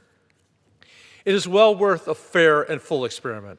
With such powerful and obvious motives to union, affecting all parts of our country, while experience shall not have demonstrated its impracticability, there will always be a reason to distrust the patriotism of those who in any quarter may endeavor to weaken its bands. In contemplating the causes which may disturb our union, it occurs as a matter of serious concern that any ground should have been furnished for characterizing parties by geographical discriminations, northern and southern, Atlantic and western, whence designing men may endeavor to excite a belief that there is a real difference of local interest and views. One of the expedients of party to acquire influence within particular districts is to misrepresent the opinions and aims of other districts. You cannot shield yourselves too much against the jealousies and heartburnings which spring from these misrepresentations. They tend to render alien to each other those who ought to be bound together by fraternal affection. The inhabitants of our Western country have lately had a useful lesson on this head. They have seen, in the negotiation by the executive and in the unanimous ratification by the Senate of the treaty with Spain, and in the universal satisfaction of that event throughout the United States, a decisive proof of how unfounded were the suspicions propagated among them of a policy in the general government and in the Atlantic states unfriendly to their interests in regard to the Mississippi. They have been witnesses to the formation of two treaties, that with Great Britain and that with Spain, which secured to them everything they could desire, in respecting to our foreign relations toward confirming their prosperity. Will it not be their wisdom to rely for the preservation of these advantages on the union by which they were procured? Will they not henceforth be deaf to those advisers, if such there were, who would sever them from their brethren and connect them with aliens? I now recognize the gentleman from the Commonwealth of Virginia. Mr. Klein is recognized to continue our reading. I thank the chairman. To the efficacy and permanency of your union, a government for the whole is indispensable. No alliance, however strict between the parts, can be an adequate substitute. They must inevitably experience the infractions and interruptions which all alliances in all times have experienced. Sensible of this momentous truth, you have improved upon your first essay by the adoption of a constitution of government better calculated than your former for an intimate union and for the efficacious management of your common concerns. This government, the offspring of our own choice, uninfluenced and unawed, adopted upon full investigation and mature deliberation, completely free in its principles, in the distribution of its powers, uniting security with energy, and containing within itself a provision for its own amendment, has a just claim to your confidence and your support. Respect for its authority, compliance with its laws, acquiescence in its measures are duties enjoined by the fundamental maxims of true liberty. The basis of our political systems is the right of the people to make and alter their constitutions of government. But the Constitution, which at any time exists till changed by an explicit and authentic act of the whole people, is sacredly obligatory upon all. The very idea of the power and the right of the people to establish government presupposes the duty of every individual to obey the established government. All obstructions to the execution of the laws, all combinations and associations, under whatever plausible character, with the real design to direct, control, counteract, or awe the regular deliberation and action of the constituted authorities, are destructive of this fundamental principle and a fatal tendency. They serve to organize faction, to give it an artificial and extraordinary force, to put in the place of the delegated will of the nation the will of a party, often a small but artful and enterprising minority of the community, and according to the alternate triumphs of different parties, to make the public administration the mirror of the ill-concerted and incongruous projects of faction, rather than the organ of consistent and wholesome plans digested by common councils and modified by mutual interests. However combinations or associations of the above description may now and then answer popular ends, they are likely, in the course of times and things, to become potent engines by which cunning, ambitious, and unprincipled men will be enabled to subvert the power of the people and to usurp for themselves the reins of government, destroying afterwards the very engines which have lifted them to unjust dominion. Toward the preservation of your government and the permanency of it, not only that you steadily discountenance irregular oppositions to its acknowledged authority, but also that you resist with care the spirit of innovation upon its principles, however specious the pretexts. One method of assault may be to effect in the forms of the Constitution alterations which will impair the energy of the system, and thus to undermine what cannot be directly overthrown. In all the changes to which you may be invited, remember that time and habit are at least as necessary to fix the true character of governments as of other human institutions, that experience is the surest standard by which to test the real tendency of the existing constitution of a country, that facility in changes upon the credit of mere hypothesis and opinion exposes to perpetual change from the endless variety of hypothesis and opinion. And remember, especially, that for the efficient management of your common interests in a country so extensive as ours, a government of as much vigor as is consistent with the perfect security of liberty is indispensable. Liberty itself will find in such a government, with powers properly distributed and adjusted, its surest guardian. It is indeed little else than a name where the government is too feeble to withstand the enterprise of faction, to confine each member of the society within the limits prescribed by the laws, and to maintain all in the secure and tranquil enjoyment of the rights of person and property. I have already intimated to you the danger of parties in the state, with particular reference to the founding of them on geographical discriminations. Let me now take a more comprehensive view and warn you in the most solemn manner against the baneful effects of the spirit of party generally.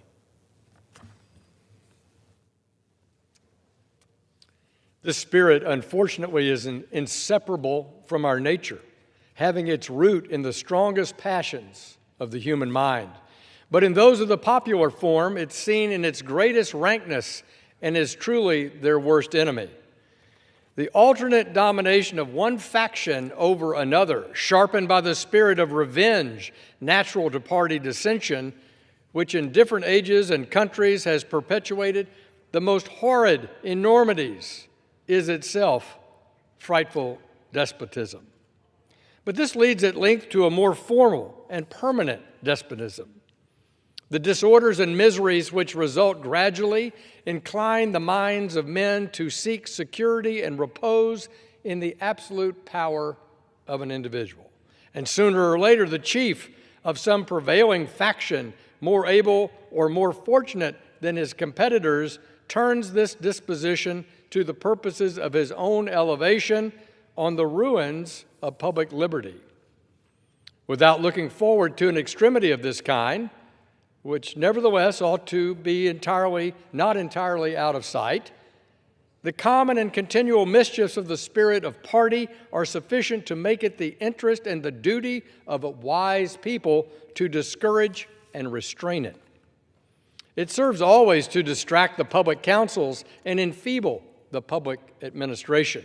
It agitates the community with ill-founded jealousies and false alarms, kindles the animosity of one part against another, foments occasionally riot and insurrection.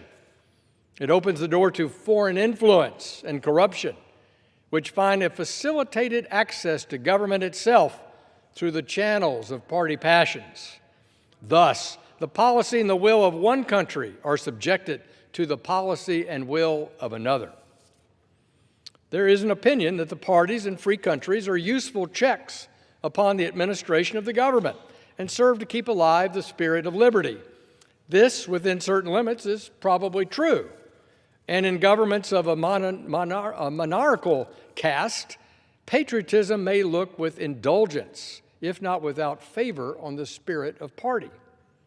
But in those of the popular character in governments purely elective, it is a spirit not to be encouraged. From their natural tendency, it's certain there will always be enough of that spirit for every salutary purpose. And there being constant danger of excess, the effort ought to be, by force of public opinion, to mitigate it, assuage it. A fire not to be quenched, it demands a uniform vigilance to prevent its bursting into flame, lest instead of warming, it should consume. It's important, likewise, that the habits of thinking in a free country should inspire caution in those entrusted with its administration to confine themselves within their respective constitutional spheres, avoiding in the exercise of the powers of one department to encroach on another. The spirit of encroachment tends to consolidate the powers of all the departments into one, and thus to create, whatever the form of government, a real despotism. A just estimate of that love of power and proneness to abuse it, which predominates in the human heart, is sufficient to satisfy us of the truth of this position. The necessity of reciprocal checks in the exercise of political power by dividing and distributing it into different depositories and constituting each the guardian of the public weal against invasions by the others has been evidenced by experiments ancient and modern, some of them in our own country and under our own eyes.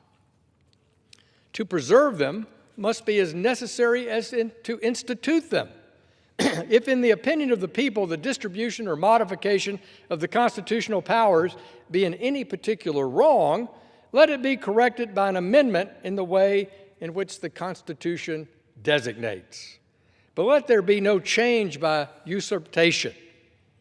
For through this, in one instance, may be the instrument of good, it is the customary weapon by which free governments are destroyed.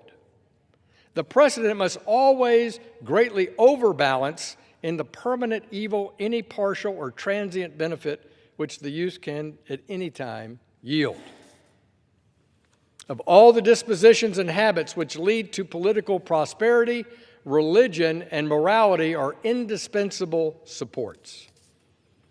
In vain would be that man claim the tribute of patriotism who should labor to subvert these great pillars of human happiness, these firmest props of the duties of men and citizens. The mere politician, equally with the pious man, ought to respect and cherish them. A volume could not trace all the connections with private and public felicity. Let it simply be asked, where is the security for property, for reputation, for life, if the sense of religious obligation desert the oaths which are the instruments of investigation in courts of justice? And let us caution, indulge the supposition that morality can be maintained without religion. Whatever may be conceded to the influence of refined education on the minds of particular structure, reason and experience both forbid us to expect that the national morality can prevail in exclusion of religious principle.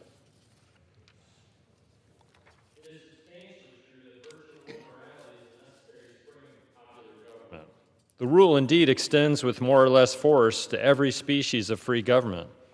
Who that is a sincere friend to it can look with indifference upon attempts to shake the foundation of the fabric? Promote then as an object of primary importance institutions for the general diffusion of knowledge. In proportion as the structure of a government gives force to public opinion, it is essential that public opinion should be enlightened. As a very important source of strength and security, cherish public credit.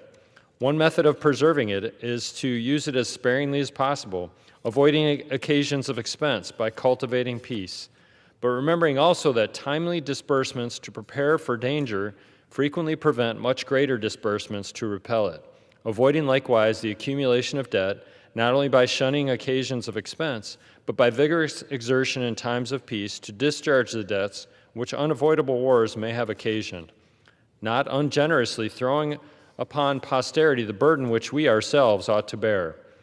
The execution of these maxims belongs to your representatives, but it is necessary that public opinion should cooperate. To facilitate to them the performance of their duty, it is essential that you should practically bear in mind that toward the payment of debts there must be revenue, that to have revenue there must be taxes, that no taxes can be devised which are not more or less inconvenient and unpleasant, that the intrinsic embarrassment inseparable from the selection of the proper objects, which is always a choice of difficulties, ought to be a decisive motive for a candid construction of the conduct of the government in making it, and for a spirit of acquiescence in the measures for obtaining revenue which the public exigencies may at any time dictate. Observe good faith and justice toward all nations. Cultivate peace and harmony with all. Religion and morality enjoin this conduct. And can it be that good policy does not equally enjoin it? It will be worthy of a free, enlightened, and at no distant period a great nation to give to mankind the magnanimous and too novel example of a people always guided by an exalted justice and benevolence, who can doubt that in the course of time and things the fruits of such a plan would richly repay any temporary advantages which might be lost by a steady adherence to it.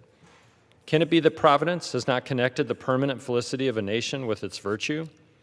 The experiment, at least, is recommended by every sentiment which ennobles human nature. Alas, is it rendered impossible by its vices? In the execution of such a plan, nothing is more essential than that permanent, inveterate antipathies against particular nations and passionate attachments for others should be excluded, and that in place of them, just and amicable feelings toward all should be cultivated. The nation which indulges toward another a habitual hatred or a habitual fondness is in some degree a slave. It is a slave to its animosity or to its affection, either of which is sufficient to lead it astray from its duty and its interest. Antipathy in one nation against another disposes each more readily to offer insult and injury, to lay hold of slight causes of umbrage, and to be haughty and intractable when accidental or trifling occasions of dispute occur. Hence frequent collisions, obstinate, envenomed, and bloody contests. The nation, prompted by ill will and resentment, sometimes impels to war the government, contrary to the best calculations of policy. The government sometimes participates in the national propensity and adopts through passion what reason would reject. At other times, it makes the animosity of the nation subservient to projects of hostility instigated by pride, ambition, and other sinister and pernicious motives. The peace often, sometimes perhaps the liberty of nations, has been the victim.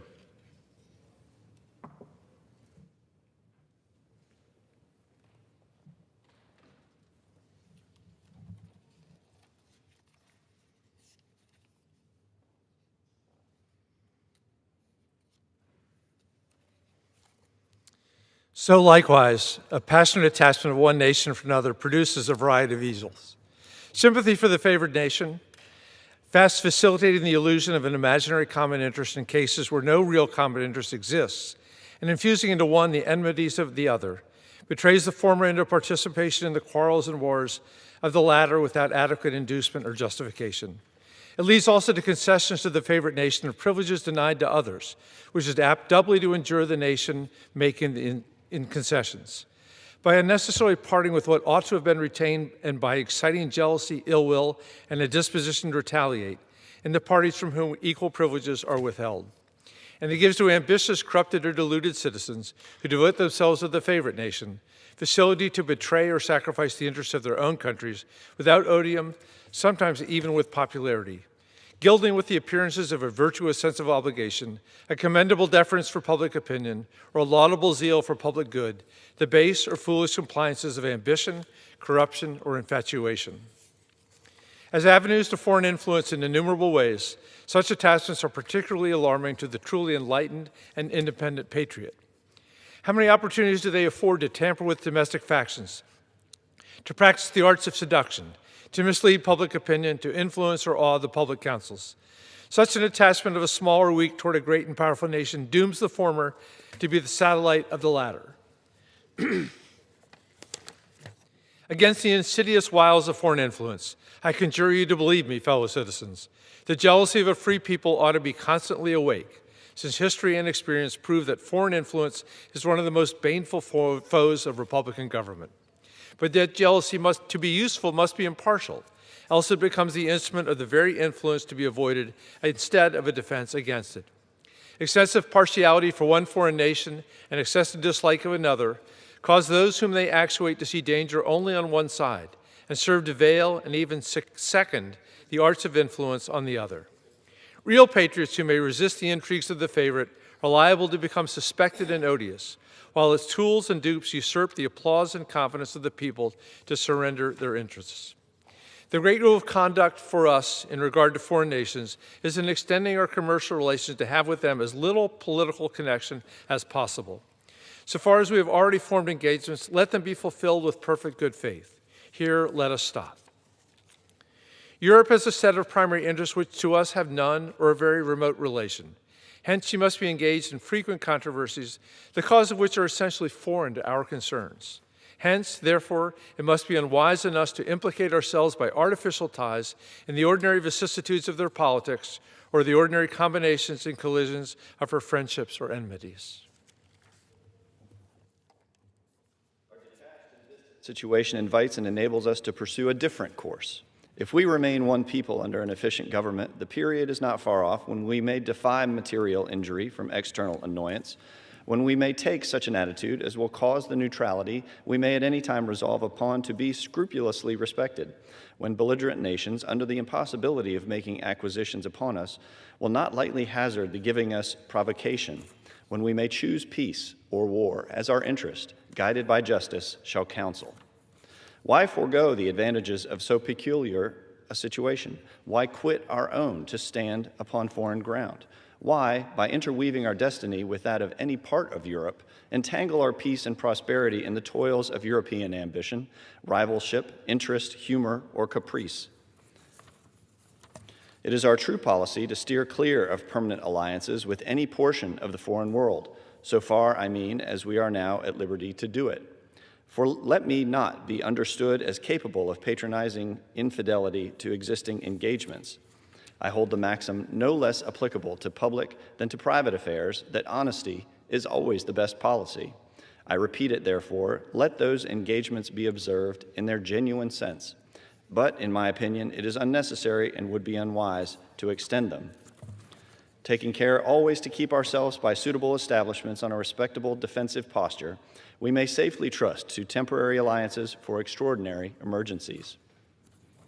Harmony, liberal intercourse with all nations are recommended by policy, humanity, and interest, but even our commercial policy should hold an equal and impartial hand, neither seeking nor granting exclusive favors or preferences, consulting the natural course of things, diffusing and diversifying by gentle means the streams of commerce, but forcing nothing, establishing, with power so disposed, in order to give trade a stable course, to define the rights of our merchants and to enable the government to support them, conventional rules of intercourse, the best that present circumstances and mutual opinion will permit, but temporary and liable to be from time to time abandoned or varied as experience and circumstances shall dictate, constantly keeping in view that it is folly in one nation to look for disinterested favors from another, that it must pay with a portion of its independence for whatever it may accept under that character, that by such acceptance it may place itself in the condition of having given equivalents for nominal favors,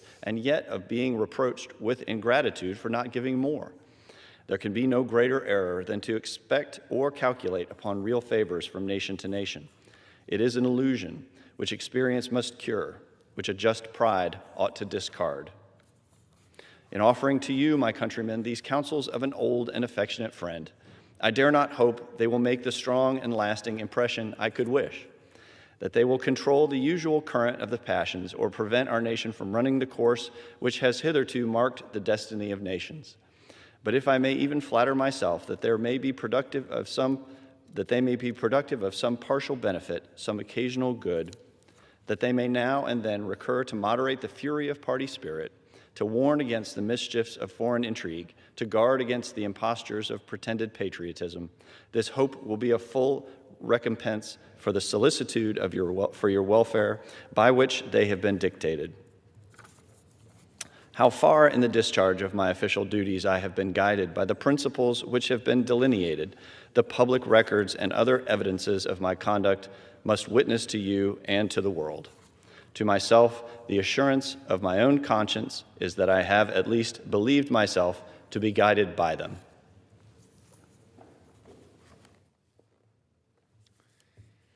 In relation to the still subsisting war in Europe, my proclamation of the 22nd of April, 1793 is the index to my plan. Sanctioned by your approving voice and by that of your representatives in both houses of Congress, the spirit of that measure has continually governed me, uninfluenced by any attempts to deter or divert me from it. After deliberate examination, with the aid of the best lights I could obtain, I was well satisfied that our country, under all the circumstances of the case, had the right to take and was bound in duty and interest to take a neutral position. Having taken it, I determined, as far as I should depend upon me, to maintain it with moderation, perseverance, and firmness. The considerations with respect to the right to hold this conduct, it is not necessary on this occasion to detail. I will only observe that according to my understanding of the matter, that right, so far as being denied by any of the belligerent powers, has been virtually admitted by all. The duty of holding a neutral conduct may be inferred without anything more from the obligation which justice and humanity impose on every nation in cases in which it is free to act to maintain inviolate the relations of peace and amity toward nations. The inducements of interest for observing that conduct will be best referred to you by your own reflections and experience. With me, a predominant motive has been to endeavor to gain time to our country to settle and mature its yet recent institutions and to progress without interruption to that degree of strength and consistency which is necessary to give it, humanly speaking, the command of its own fortunes. Though in reviewing the incidents of my administration, I am unconscious of intentional error, I'm nonetheless too sensible of my own defects not to think it probable that I may have committed many errors. Whatever they may be, I fervently beseech the Almighty to avert or mitigate the evils to which they may tend. I shall also carry with me the hope that my country will never cease to view them with indulgence, and that after 45 years of my life dedicated to its service with an upright zeal, the faults of incompetent abilities will be consigned to oblivion, as myself must soon be to the mansions of rest. Relying on its kindness in this as in other things, and actuated by the fervent love toward it, which is so natural to a man who views in it the native soil of himself and his progenitors for several generations, I anticipate with pleasing expectation that retreat in which I promise myself to realize without alloy the sweet enjoyment of partaking in the midst of my fellow citizens the benign influence of good laws under a free government. The ever favorite object of my heart and the happy reward, as I trust, of our mutual cares, labors, and dangers. Mr. Speaker, I want to thank my colleagues, Mike Kennedy of Utah, Don Beyer of Virginia, and Ben Klein of Virginia, for joining me in this renewal of tradition in this, our semi-quincentennial year of reading George Washington's farewell address. Indeed, as that member of the very first Congress for Virginia, American Revolutionary War hero, Light Horse Harry Lee said at George Washington's eulogy, he was, in fact, first in war, first in peace, and first in the hearts of his countrymen. I give my thanks also to Speaker Johnson and the Republican Vice Chairman Blake Moore for allowing us to use this time on the House floor. And I encourage all of our citizens, participate in America's 250th birthday in this year of 2026 as we celebrate on July 4th the signing and publication of our Declaration of Independence from July 4th, 1776. I thank the Speaker, and I yield back the balance of my time.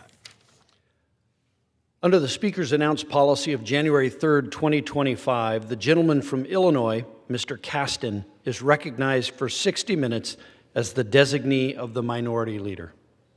Thank you. I ask unanimous consent that all members may have 5 legislative days in which to revise and extend their remarks and to submit extraneous material into the record. Without objection. Mr. Speaker, families across America are struggling with ever-increasing energy prices. In the last year, electricity prices have soared, increasing by 13% under the Trump administration. Utility bills overall have increased at double the rate of inflation. We all know what's driving those increases. We got soaring demand from data centers and other loads, rising prices for natural gas, and much-needed repairs to the grid that have been put off for years. Those are all tangible, identifiable causes of these price increases. But at the center of it all is one really simple reason. American energy policy has always put producers first and families second. You might think that in a democracy, the fact that there are more consumers than producers would cause the reverse, but in fact, for far too long, we have pursued an energy system with a single goal: make sure that oil and gas and coal companies keep their profits as high as possible. We've pushed the most expensive, dirtiest forms of energy on Americans because that's what's helped producers. And the Trump administration has done everything they can to curb the rise of more competitive renewable energy. You hear a lot about how the Trump administration hates clean energy, but that's not true. They don't hate clean energy, they hate affordable energy. But there's some good news. We got a plan to fix it. And I'm here today because of the Energy Bills Relief Act, a consumer-focused, family-first approach to American energy policy. Renewable energy is the fastest, lowest cost, most affordable way to meet rising demand. Right now, there are bottlenecks in the system that prevent renewable energy from getting from where it's generated to where it can be used. Our Energy Bills Relief Act removes the red tape. It makes sure that we can build our domestic energy supply so that we keep your beer cold, your showers hot, and lower your bills at the same time. Now, to do that, we're also going to have to modernize our electric grid and increase capacity by providing much-needed overdue upgrades using the latest technology. We're starting to fall behind other countries, which means that those costs could rise even further if we don't act. But we got time. We got time to catch up, and the Energy Bills Relief Act helps us to do it. And with that, I would now like to yield to my good friend and partner in good trouble on this bill, Congressman Levin from California. I thank my friend from Illinois. It's an honor to work with you on this bill and many other things. Mr. Speaker, last night in this very chamber, the President declared that America is in a golden age. He said energy prices were plummeting. He said we're winning so much that we don't know what to do about so much winning. He celebrated record fossil fuel production and assured the American people that drilling alone is delivering affordability. He dismissed clean energy as a scam and suggested that the path forward is simply to double down on the past. I agree that every one of us should want America to be strong, prosperous, and secure. But the real test of any energy policy is not what sounds good in a televised address. It's whether working families feel relief when they open their utility statements. It's whether small businesses can forecast stable costs. It's whether seniors on fixed incomes are insulated from volatility rather than exposed to it. Families don't experience energy affordability through slogans. They experience it through monthly statements. And electricity costs are up 13%, and residential gas prices are up nearly 60% across the country. 1 in 6 households is now behind on their electric or gas bills. Families are paying more to heat and cool their homes, more to keep the lights on, and more just to get through the month. For millions of Americans already stretched thin, this is yet another bill they can't afford. And this comes despite the president promising on the campaign trail to cut energy bills by 50%. It's not just a broken promise on costs. It's a strategic failure at a defining moment for America's economic future. We are living through the most important global energy transition since the Industrial Revolution. The countries that deploy clean energy the fastest are lowering costs, strengthening domestic manufacturing, and securing control over the energy supply chains that will define economic power for decades. This is the moment when the winners of the global energy race are being decided. But instead of leading, the United States is being pulled backward. Over the past year, more than 165,000 clean energy jobs have been wiped out or delayed. Projects capable of powering roughly 13 million homes have been canceled or frozen. Clean energy tax credits are under attack. Grants have been rescinded. Permitting for wind and solar has been effectively paused. Billions in private investment sitting idle because federal policy has injected uncertainty into the marketplace. And at the same time, the administration is doubling down on fossil fuel policies that leave families exposed to volatile global markets and rising prices. So let's be honest about what's happening. Families are paying more because this administration is choking off the supply of clean, low-cost electricity while forcing ratepayers to subsidize aging, expensive fossil fuel plants. It's not ideology, it's math. It's math. If we are serious about affordability, truly serious, we must ask a different question. Not how much can we drill, but rather how do we build an energy system that delivers stable, low-cost power for decades? The truth, and it's a truth grounded in financial analysis, not political branding, is that clean energy is the lowest cost new electricity in the United States. Wind and solar, on an unsubsidized basis, undercut new coal and frequently undercut new natural gas generation. Utilities choose clean not because of ideology, but because they're the least expensive options available to meet demand. Now, that isn't to say that I disagreed with everything the president had to say last night. In fact, I was genuinely pleased that he acknowledged the pressure that data centers are placing on our electric grid. The explosion of artificial intelligence, cloud computing, and advanced manufacturing is real, and it's transforming our economy, and it's driving electricity demand upward at a pace we haven't seen in decades. Ignoring that reality would be irresponsible, and confronting it is necessary. Now, the president suggested that tech companies should build their own power plants so household rates don't rise, and at its core, I think that intention is correct. Ratepayers should not be forced to subsidize infrastructure built to serve trillion-dollar tech companies. Families living on fixed incomes shouldn't be forced to underwrite private server farms for big tech. Small businesses shouldn't be absorbing the transmission costs created by hyperscale expansion. And protecting consumers must be the starting principle. But the correct intentions of the president aren't enough. We need statutory guardrails so that utilities can socialize grid upgrade costs across all customers. Without clear cost allocation rules, transmission investments triggered by large new loads can be spread broadly rather than assigned to the source of the demand. Without modernized planning, the infrastructure required for rapid load growth can crowd out other investments and create bottlenecks that ultimately drive rates higher for everyone. And there's another layer to this. Even if data centers build dedicated generation, as the President discussed last night, the broader grid still absorbs the consequences of rising demand. If demand rises and the cheapest new resources are constrained, prices rise for everybody. If transmission is insufficient, congestion increases and wholesale prices spike for everybody.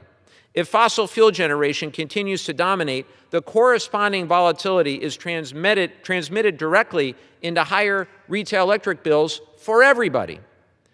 In sum, if we restrict the cheapest sources of new electricity while demand rises, prices are going to go up. It's not ideological. It's just supply and demand. If we slow the deployment of the lowest cost wind and solar, if we delay transmission build-out, if we limit storage, then the system will rely more heavily on higher cost generation, and consumers are going to pay the difference.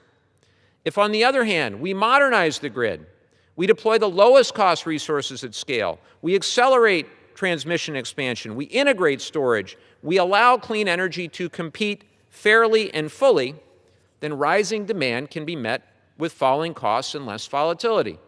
Infrastructure will be built more intelligently, enhancing reliability rather than undermining reliability. Again, this is not ideology. It's math. It's common sense. So today, along with my friend from Illinois, Mr. Caston, with whom I'm so proud to work, we are embarking on really a new path forward, the Energy Bills Relief Act. This is all about math, and it's all about common sense. It's all about how electricity markets actually function. It's all about the need for grid modernization as an economic imperative. It's all about fairness in who pays the bill for the modernized electric grid. It's all about protecting ratepayers with enforceable policy rather than with empty statements. Because the American people deserve more than rhetoric. They deserve a system built on data and durability. They deserve leadership that understands that affordability is engineered, not declared, and they deserve lower bills. And the path to lower bills runs directly through the clean energy deployment that markets are already telling us is the cheapest way forward. That's why we're here today, and that is what the Energy Bills Relief Act is designed to deliver. Thank you, and I'll yield back to the gentleman from Illinois. Thank you, Congressman Levin. So I want to take a little bit of personal privilege here and tell you a little bit about Mike and I's background. Mike and I both came into Congress in 2018. Prior to that, we were both in the clean energy industry. I think it's safe to say that prior to the election of Donald Trump in 2016, neither of us thought that our paths involved eventually getting to Congress or certainly being in this moment here right now.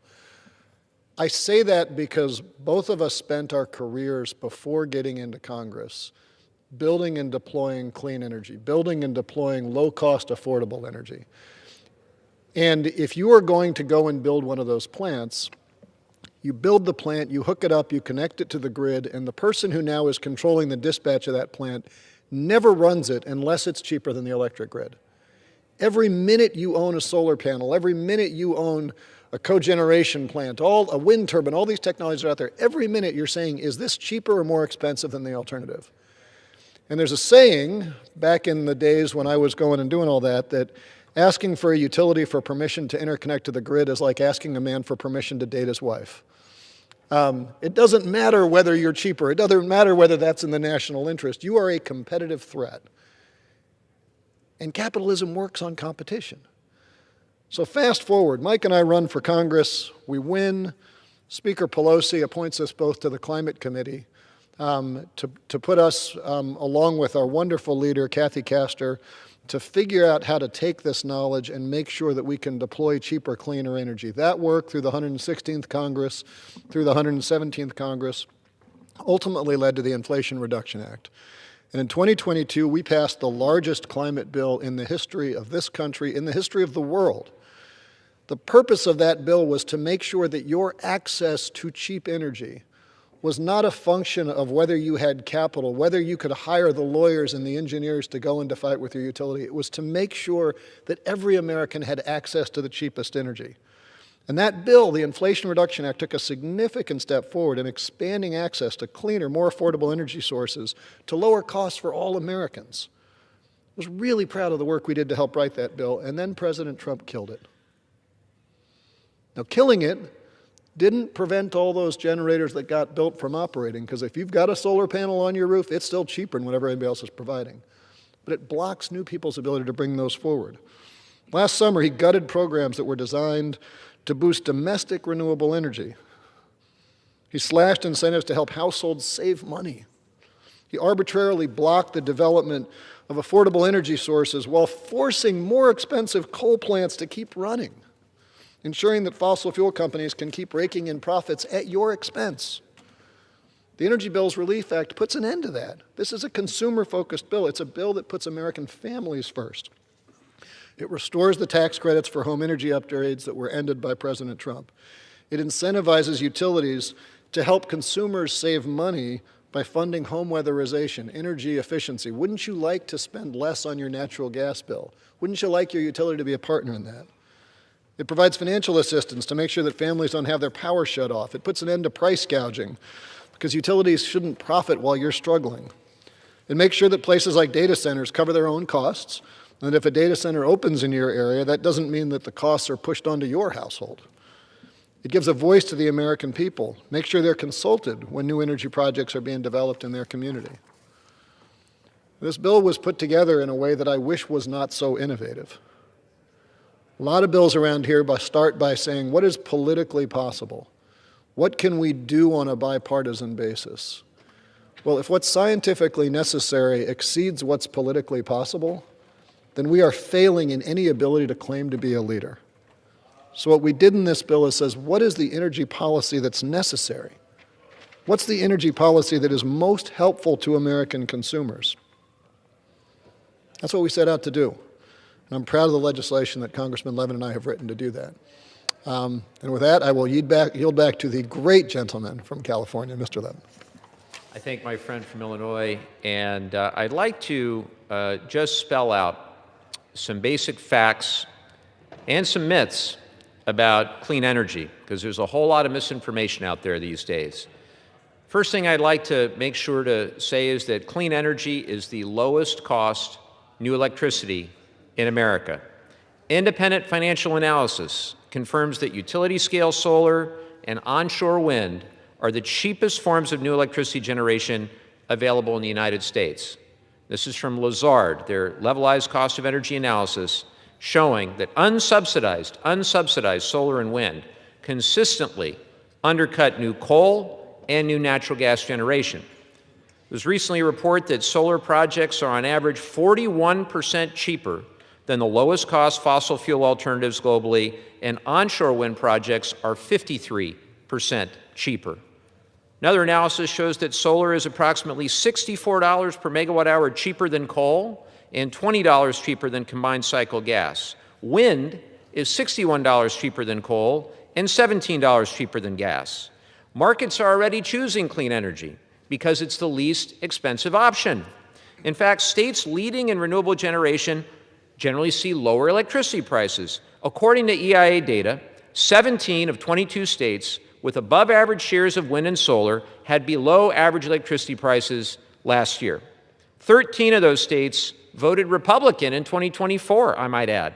And another analysis showed that the 4 states with the highest renewable generation saw prices fall in 2025, while 9 of the 10 states with the lowest renewable energy penetration saw prices rise. This isn't that hard. The cheapest, most affordable energy is the cleanest energy. And yet, instead of expanding that supply, the administration chooses to restrict it. The second thing I want to talk about is coal and market distortion. At the same time that clean energy deployment is being obstructed, this Department of Energy has issued emergency orders forcing aging coal plants to remain online.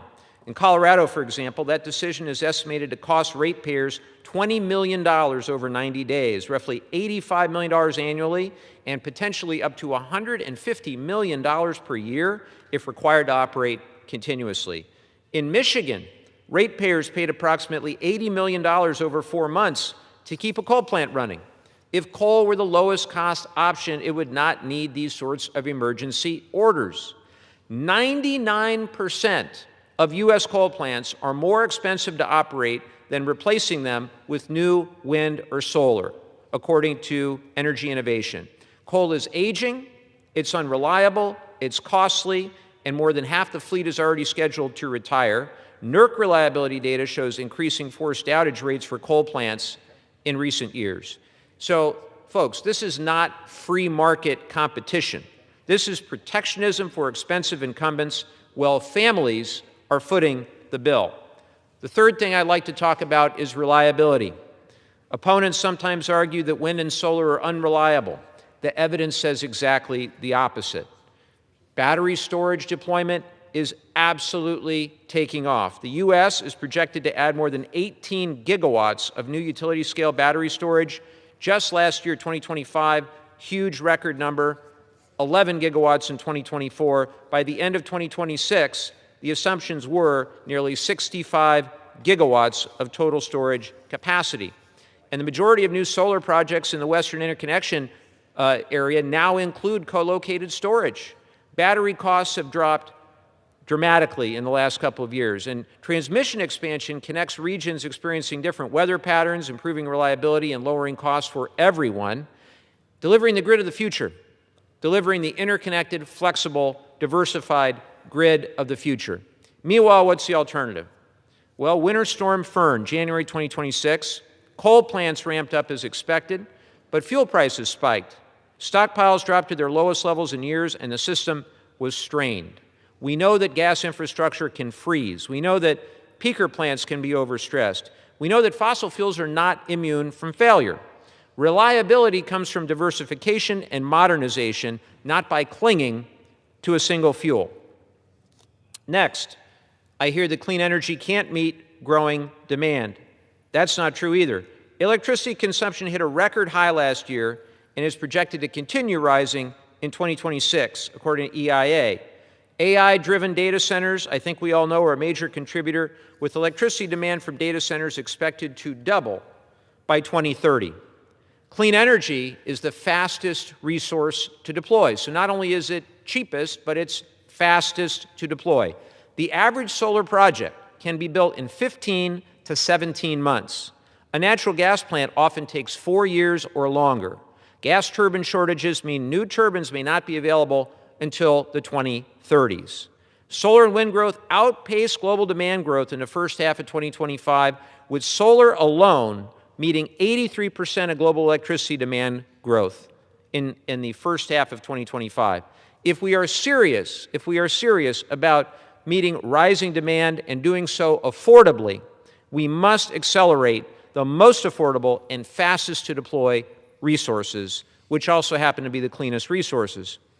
Next, I want to talk about data centers and fairness. Data centers are expanding dramatically, and utilities are investing billions of dollars in transmission upgrades. For example, in PJM, $4.3 billion in transmission costs associated with data center growth were passed to ratepayers. An additional $7.3 billion in increased generation costs were recorded. Without guardrails, households and small businesses are subsidizing infrastructure where trillion-dollar companies are making the money. That's why I'm proud that our Energy Bills Relief Act includes protections for consumers to ensure that data centers pay for their own grid updates. It incentivizes clean, zero-emission electricity use to reduce overall system costs and pollution. We need to make sure that as growth continues, that ratepayers are not stuck with the bill while trillion-dollar corporations reap all the benefit. Now, I want to turn close to my home for just a second and talk about wildfires and, in particular, California. California's electricity rates have gone up since the mid-2000s, no question about that, and that's despite the fact that we have led in energy efficiency. Wildfire mitigation and grid hardening are now 16% of total utility costs, 16%. Ratepayers in California have borne more than $27 billion in wildfire-related costs just between 2019 and 2024.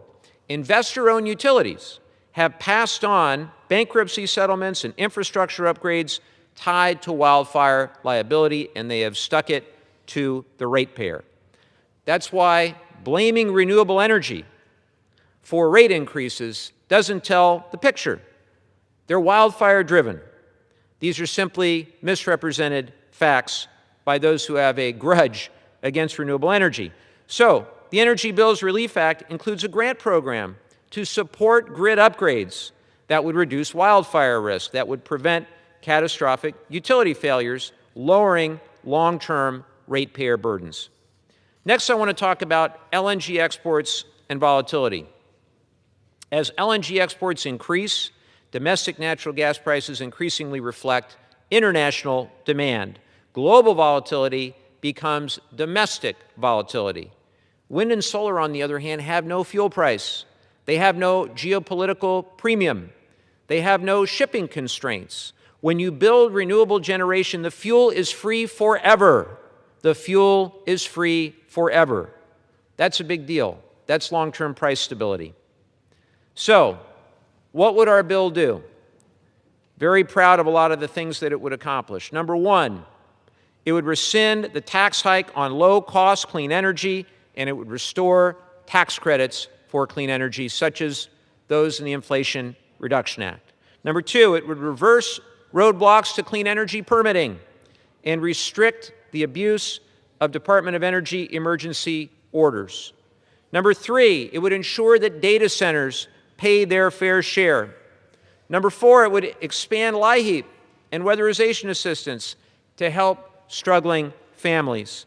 Number five, it would protect natural gas markets from international volatility. Number six, it would build a nationally interconnected grid to improve affordability, reliability, and resilience. And most importantly and lastly, it would share the economic benefits of clean energy with host communities. It's a good bill. It's one that we've worked on for a long time, and we're going to get as much support as we can. And with that, I'm going to turn it back to the gentleman from Illinois. Thank you. I'd like to yield now to the gentleman from Virginia, Mr. Subramanian.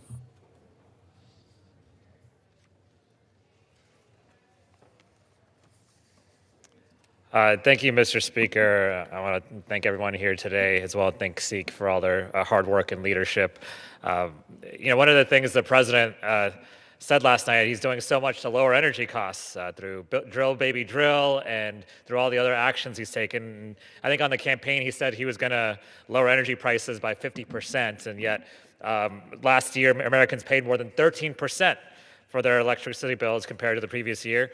And the big reason is that the big ugly bill added about $250 billion to Americans' energy bills by picking energy favorites and slowing down new technology. And so energy prices continue to rise for Americans. But something the president said is that the data centers will help lower Americans' energy costs. And one of the assumptions there is that they will pay for their own energy infrastructure and essentially not shift that burden to Virginians and Americans. Because in Virginia, we're facing an additional 9% increase in energy costs this year, and data centers are a big part of that. They consume about 25% of the energy, and could be more soon, could be up to 40%. And last year, more than $4.3 billion in transmission infrastructure costs for data centers were passed on to ratepayers. And so, this pledge, basically the president is asking for technology companies building data centers to pledge to build their own energy infrastructure along with their data centers moving forward and not shift the costs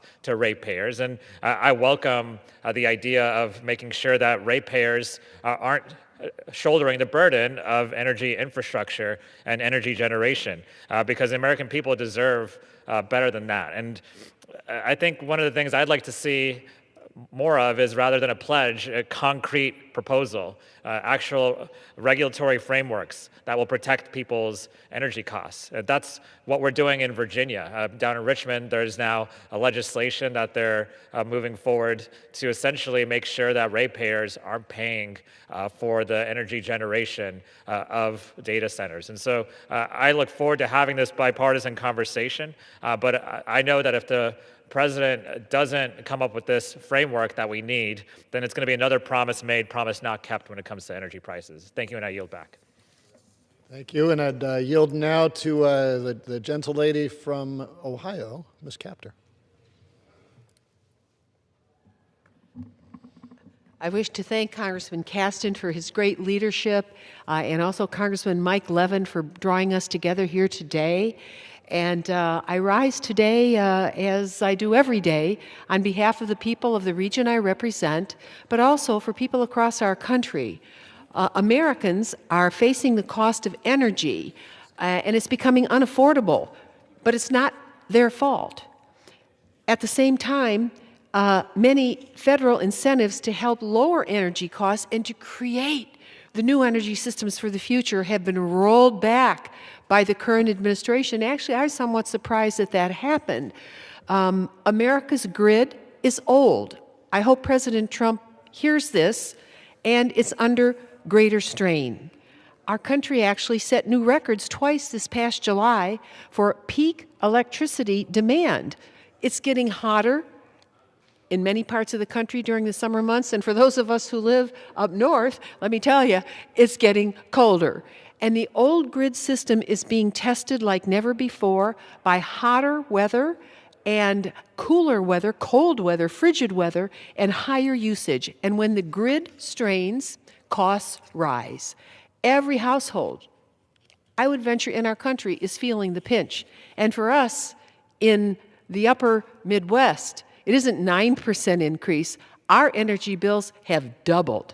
In Ohio, rapid demand growth from big tech data centers are also pushing up energy costs before the public. The people that live in these areas can even catch the wind, that they can actually try to figure out and have meetings and say, hey, wait a minute, what can we do about this? Because their prices are doubling across our state and region. Families notice the increase. One constituent even told me her family's bill increased from $230 a month to $494 in July. That is huge increase. This increased cost spiral in energy is simply not sustainable. The majority party and the Department of Energy, meanwhile, under the current administration, are rolling back energy investments in America's future to help lower costs. I represent the most important domestic solar manufacturer, First Solar. I don't take money from them. I don't own their stock. But what they have done for America, 10% of our energy production in this country is now renewable and energy savings. We're smarter. We're smarter than we were 50 years ago. Our nation must invest faster in modern infrastructure when an all-of-the-above energy strategy to truly become energy independent in perpetuity. I see many younger people in the gallery. For those of you who are a little bit techie and you care about the future of the country, help us become energy independent within our own shores, and to do so in a way that doesn't damage the environment. Just this last year, there were 354 clean energy projects or companies that the new administration canceled new projects, delaying new investment. We've seen layoffs of workers across our country because these projects lost federal funding. In my district, one of the lodestar companies I represent, called Libby Glass, Toledo, Ohio, is the glass center of the world, the administration took away over $40 million that was going to help them. This was legislation Congress passed, that the administration signed the bill. It was vetted by the agencies and so forth to help them save energy so that they could compete with glass against China, France, Mexico, where workers are paid less and product is dumped on the global markets. When we don't invest in companies and the jobs they create for the American people, we shoot ourselves in the foot. And there's no question over 173,000 clean energy jobs actually have been eliminated between President Trump's election and swearing in and February of this year. Think about that. That was building the future for our country. And the 10 top states that have lost the most jobs from this misguided assault on clean energy are the following: Texas, Massachusetts, Arizona, New Jersey, Michigan, New York, South Carolina, Illinois, North Carolina, and my home state of Ohio. And it's interesting to me that 3 of the members that are on the floor now are from Illinois, Mr. Caston, Mr. Levin from California, and myself from Ohio. So we understand what these budget cuts mean, and while at the national level, the rise in energy rates is affecting people in every single state in our union. For my own district, the prices have doubled. Every family in the country knows what's happening. It's time for the executive branch to wake up. Meanwhile, China isn't asleep. It's investing in record levels in terms of energy development, making its products more competitive worldwide. President Trump said he was going to fix this, and he's done completely the opposite. He did hint last night about something dealing with new energy investments and these AI terminals that are being, and centers that are being built across the country. I hope he follows through. The American people certainly deserve better, and we need to stand up for affordability, not abdication. That sends our country backward. And I want to thank, Mr. Speaker, Congressman Caston and Congressman Levin and others who've spoken this this afternoon, in order to stand up for the American people and help them manage their budgets. And energy is such a central account in every single family's budget. Thank you for your leadership on this, and thank you for giving us a roadmap to lower America's energy bills. I yield back. Thank you. I now yield again to Mr. Levin from California.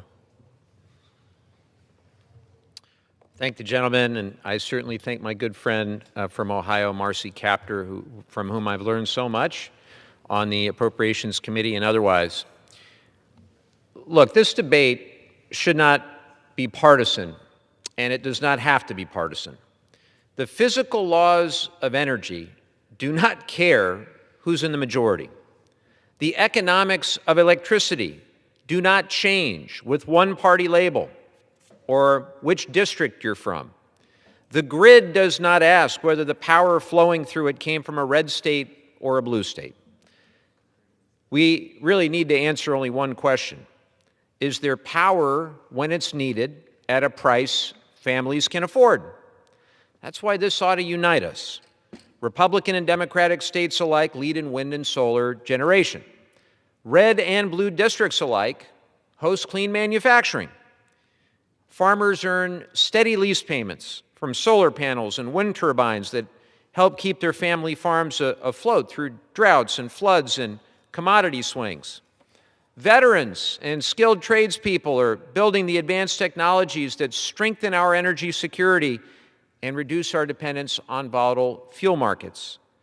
This is an American project happening in every region across every map. So the choice before us is simple. Do we want to play politics with the energy system that powers our economy, or do we want to win the future?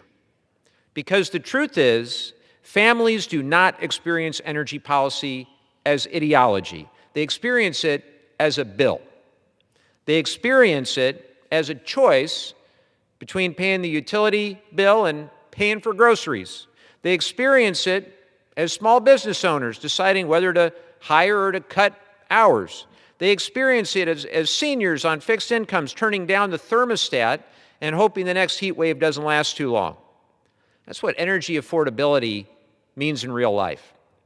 And right now, energy bills are higher. Too many jobs have been put at risk or pushed offshore. Too many families have been stretched thinner. Too many communities are being asked to subsidize decisions that protect the incumbent energy players instead of protecting consumers. Look, we can keep doing what we've been doing, restricting the cheapest new supply, forcing ratepayers to carry the cost of uneconomic fossil fuel plants, and letting the infrastructure needs of trillion-dollar tech companies get passed down to households. We can keep pretending that the answer to every 21st century challenge is the same 20th century playbook. We can cling to the past and see the costs rise across the country for the average person. Or we can do what responsible leaders do. We can modernize and we can compete. We can build the grid that matches the economy that we actually have, not the economy that we used to have. We can expand transmission so that power can move to where it's needed. We can deploy storage so reliability is stronger in heat and cold and storms. We can make cost allocation fair so households aren't paying for private infrastructure that should be borne by the companies that profit from it. We can strengthen resilience against wildfires and extreme weather so ratepayers are not trapped in a cycle of catastrophic costs. And we can do what markets are already trying to do, scale the lowest cost electricity available. Because here's what cannot be debated away with partisan politics.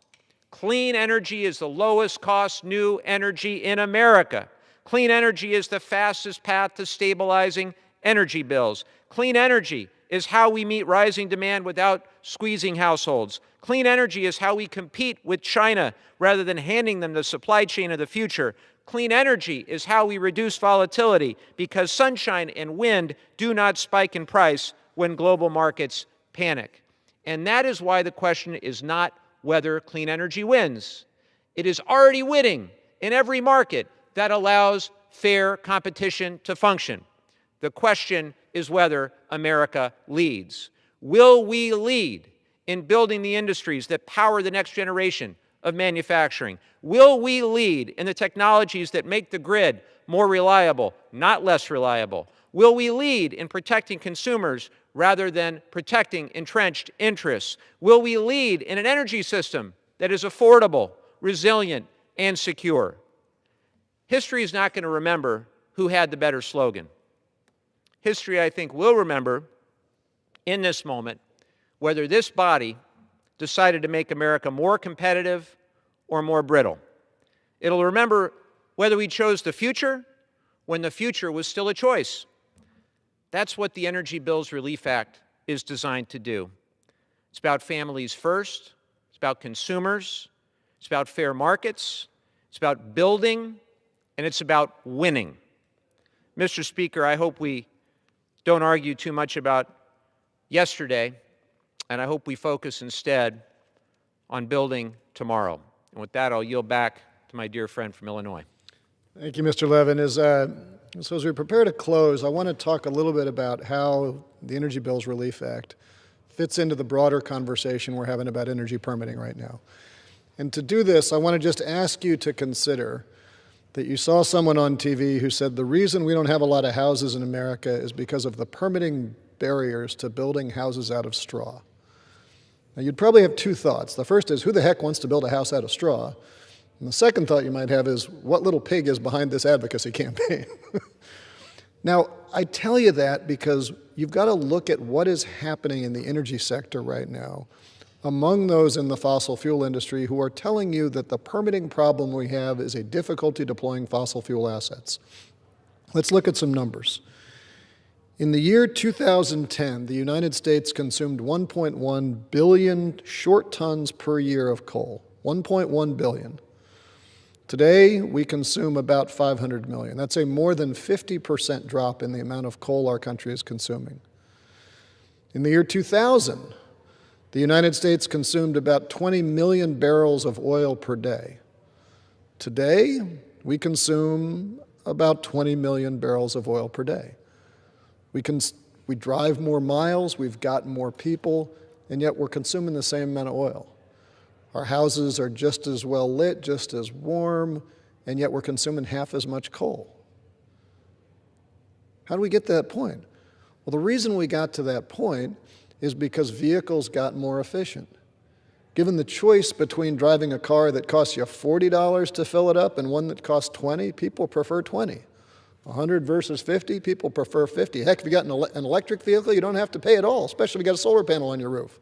People like not paying for energy. The other way that happened is that the fastest growing source of new energy in this country has been renewable energy. We now generate more power from non-hydro renewable than we do from all the coal plants in the country. That's not because we got woke, it's because we got greedy. It's because markets said, I want to build the cheap stuff, and consumers wanted to benefit from that cheap stuff.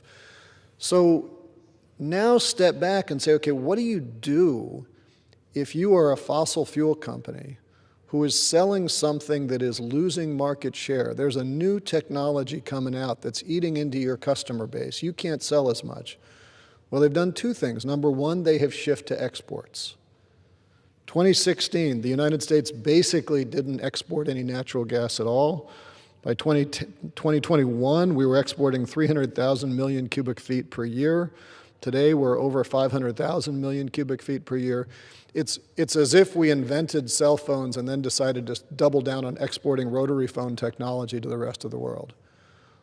Oil, we're still producing a lot of oil in the United States, but oil is increasingly also an export play.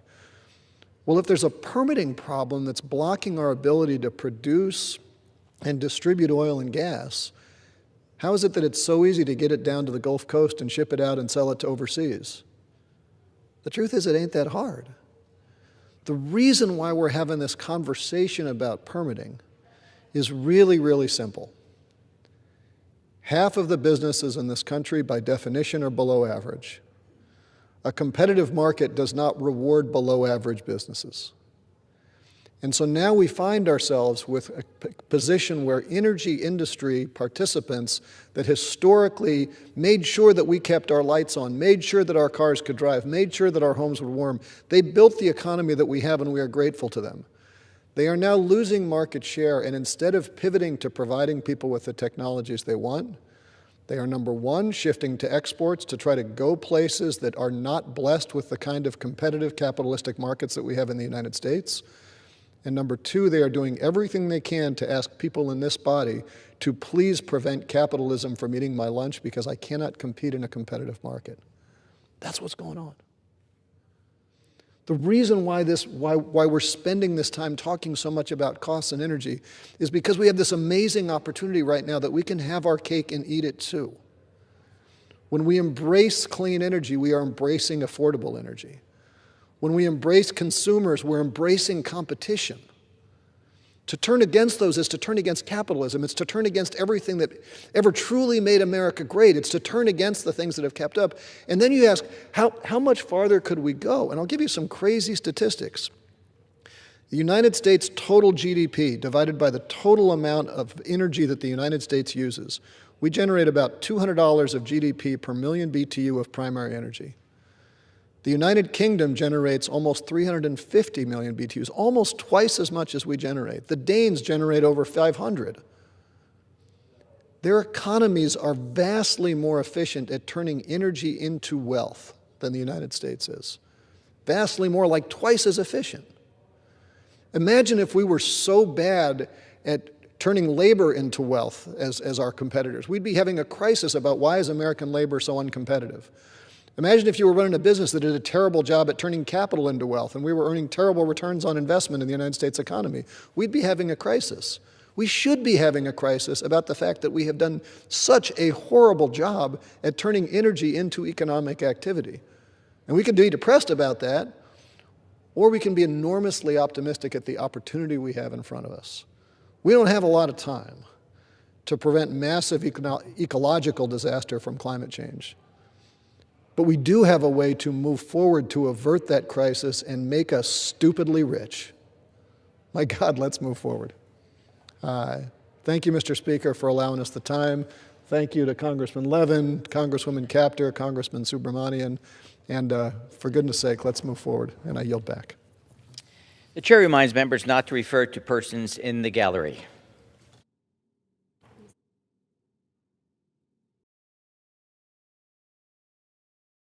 Says the gentleman from California, rise.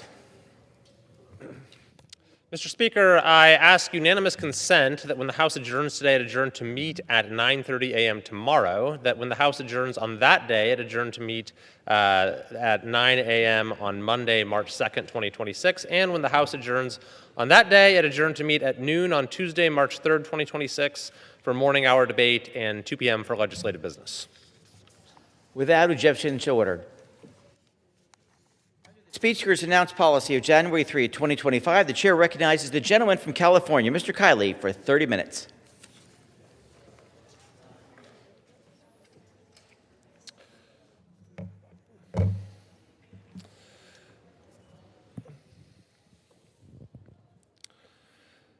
Mr. Speaker, over the last month, gas prices in California have risen by about 40 cents.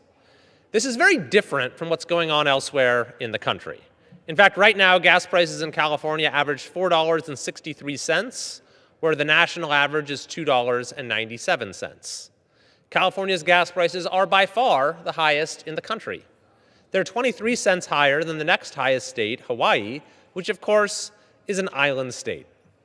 And lest you think this is strictly a matter of red states versus blue states or Democrat versus Republican policies, take a look at folks not far from here in Maryland are paying for gas.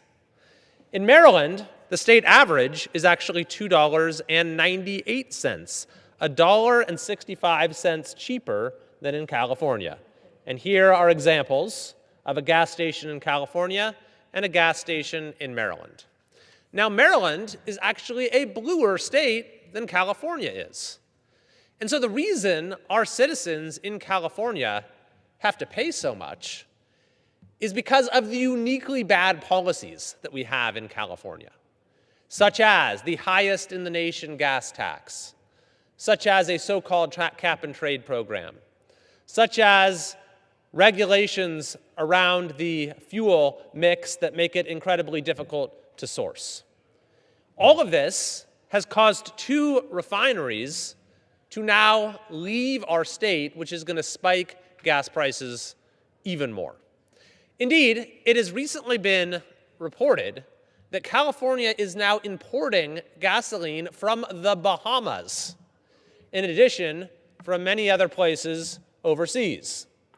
By the way, this gasoline comes in on tankers that run on petroleum. So the policies of California's politicians have somehow given us the nation's most expensive gas and its most environmentally unfriendly gas. And on top of all of that, well, all of these taxes are supposed to be going towards our roads.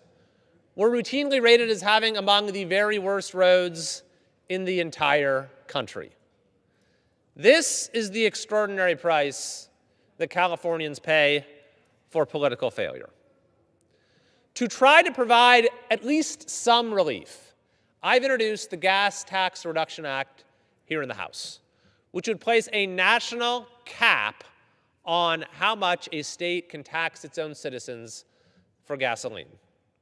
This would save Californians at least 21 cents a gallon right off the bat. So unsurprisingly, the governor of California, Gavin Newsom, has come out against it. But I am hopeful that we can get bipartisan support for this common sense, much needed proposition in this House, get Californians a modicum of relief, and ultimately change the disastrous policies that have produced this reality for our citizens.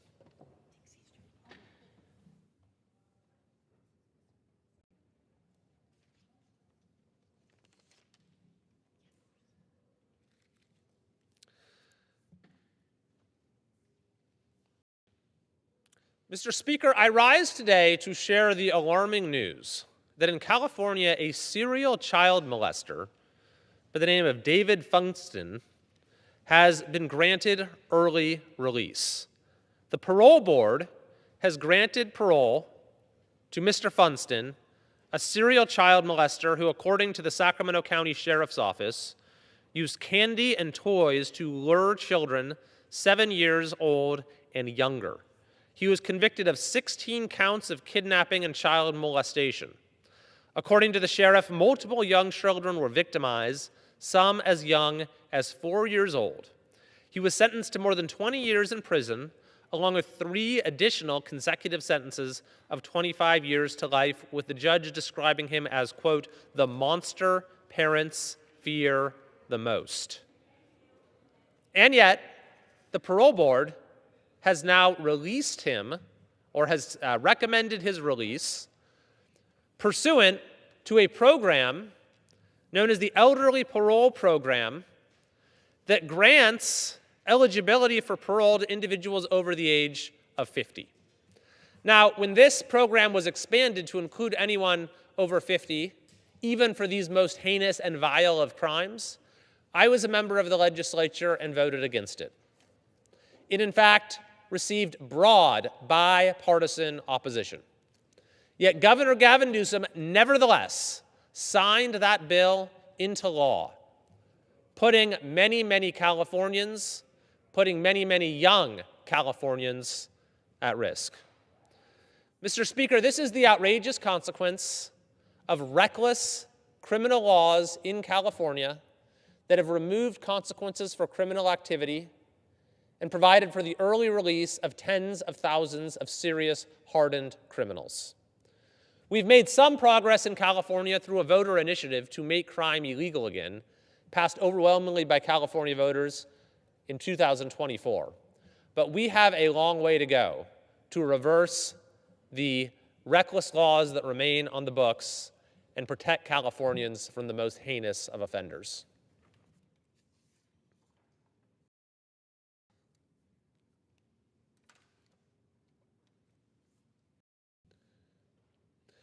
Mr. Speaker, it is undeniably true that many, many Americans continue to struggle with the cost of living in this country. But what is also true is that those struggles are not felt uniformly throughout the country, that prices are much higher in certain places than others. In my own state of California, we have the highest cost of living in the country. And our governor, Gavin Newsom, was asked about this recently on CNN. Why does California have the highest cost of living in the country? The governor had no answer. But the answer is obvious. It is the state's failed policies that have, through this laboratory of democracy experiment we have in this country where you can compare the results of different policies side by side, state by state, they have driven up the price of just about everything in California. So we have the highest gas prices in the country, the highest electricity prices in the country, the second or third highest water bills in the country, the second or third highest grocery prices in the country, the highest taxes in the country, the highest housing costs in all of the continental United States. The list goes on, which is why when you look at the Census Bureau's measure of the real poverty rate, which accounts for the cost of living, California has the highest poverty rate in the entire country. And by the way, we also have the highest unemployment rate and among the lowest rates of wage growth. So not only are our residents forced to pay the highest prices, but they are experiencing the smallest boost in their earning capacity and paychecks. Now, the policies that have created this unfortunate reality are not difficult to identify. California taxes its citizens more than any state. It regulates its businesses more than any state. It has the worst litigation environment of any state. It has the most onerous regulations on gas and electricity and energy. It has failed to build adequate water storage in many, many decades, although we're thankfully changing that. It places tremendous restrictions and frivolous litigation on building housing and imposes fees that make it cost tens of thousands of dollars before you even break ground, which is why Gavin Newsom claimed he was going to build 3.5 million new homes when he came into office and has produced less than 20% of that number. So, Mr. Speaker, there is a lesson to be learned here when we talk about an affordability agenda that we can pursue here in the House to lower costs and improve the quality of life for folks all across the country. It is to do the opposite of what states like California have done.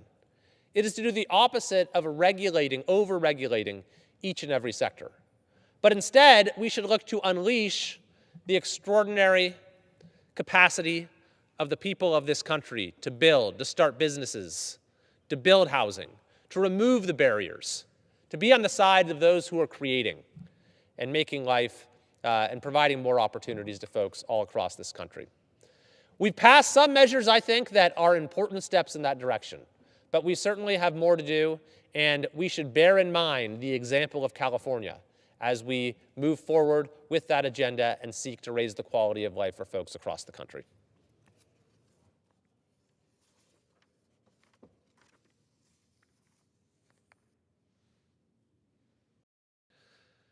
Mr. Speaker, the CEO of the California High-Speed Rail Authority was recently arrested and placed on leave. So the Rail Authority is now on to its 6th CEO. That means there have been 6 more CEOs than there have been passengers, because of course there haven't been any passengers. Despite spending $17 billion over 17 years, there has been no track laid. Nevertheless, the governor recently, with quite a bit of hoopla, held an event in Kern County to celebrate the fact that a single railhead has now been completed. And the governor crowed that they are now entering the track-laying phase, whatever that might mean. Mr. Speaker, it is time for the governor to acknowledge what the U.S. Department of Transportation did in a recent compliance review, that this project has no viable path forward. Thankfully, in the House of Representatives, following a bill I introduced to this effect, there was a bipartisan vote to cut off all further federal funding for high-speed rail. There is no viable path forward for the project, and I do believe when we have a new governor in the state, the project will finally be wound down. But taxpayers also deserve answers on where all of this money has gone.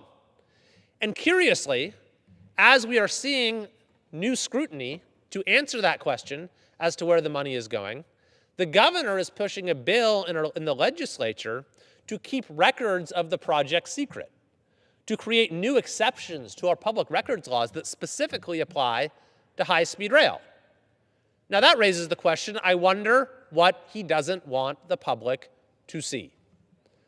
So, Mr. Speaker, I will continue to fight to assure that our share of federal tax dollars goes towards projects like our roads that will actually benefit Californians now that we've cut off funding for high-speed rail. And I'm encouraging leadership at the state level to wind this project down immediately so we don't continue to throw good money after bad.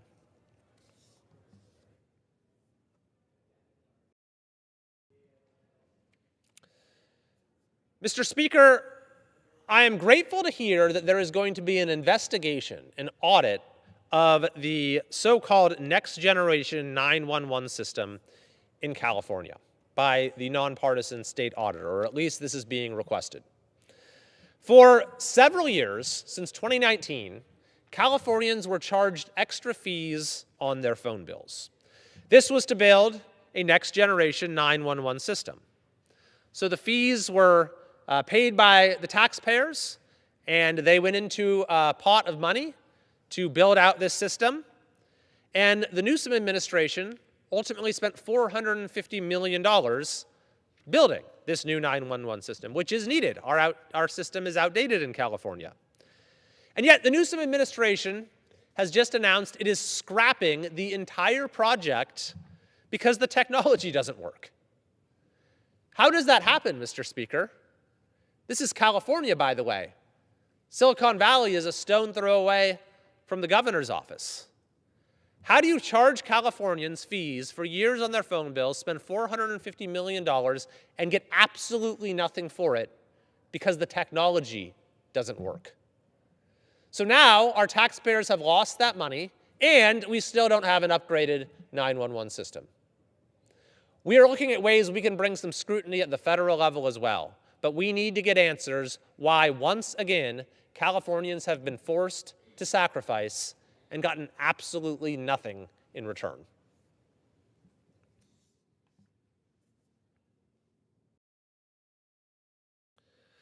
Mr. Speaker, the so-called wealth tax being proposed in California has now caused individuals worth a combined $1 trillion by some estimates to leave the state.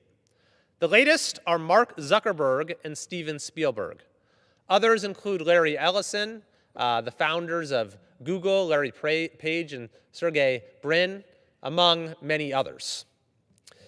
Now, the wealth tax would confiscate 5% of an individual's net worth if they're worth more than $1 billion. And what's worse is it would actually go after people who have already left the state if they had been in California within a year of the measure's enactment.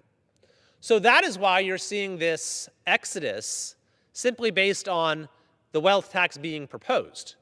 Because if you stick around too long before it goes into effect, if you miss the deadline, then they'll come after you and seize your assets wherever you might be. I could not think of a more self-defeating proposition. Let's start with the fact that a lot of high net worth individuals don't necessarily have 5% of their assets that are liquid. So they'll be forced to unwind their companies, and when they're leaving the state, they're taking their businesses and investments with them. They're taking their income taxes with them. That's why any country that has tried any such wealth tax has actually repealed it, because it's had the opposite of the intended effect. I've introduced the Keep Jobs in California Act to preempt the most blatantly unconstitutional provision of this measure, the one that would tax former residents. My measure simply says that a state cannot seize the assets of former residents. This is a straightforward proposition, and if this goes into effect, then it will stop this mass exodus, because people will not need to leave California simply based upon the threat that this could eventually go into effect.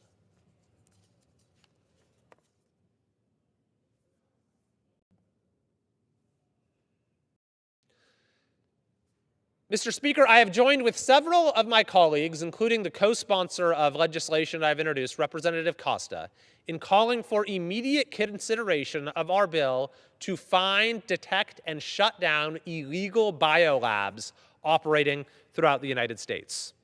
A couple weeks ago, a second illegal biolab run by Chinese nationals was discovered in Las Vegas. This follows the lab that was found in Reedley, California, a couple of years ago. It was run by the same international fugitive with ties to the Chinese Communist Party. And while the samples are being tested now, it looks very similar to what was found in Reedley, where some of the world's most dangerous pathogens were being held. Pathogens like E. coli, like malaria, like HIV, like COVID, like AIDS, in this facility that no one knew was even there.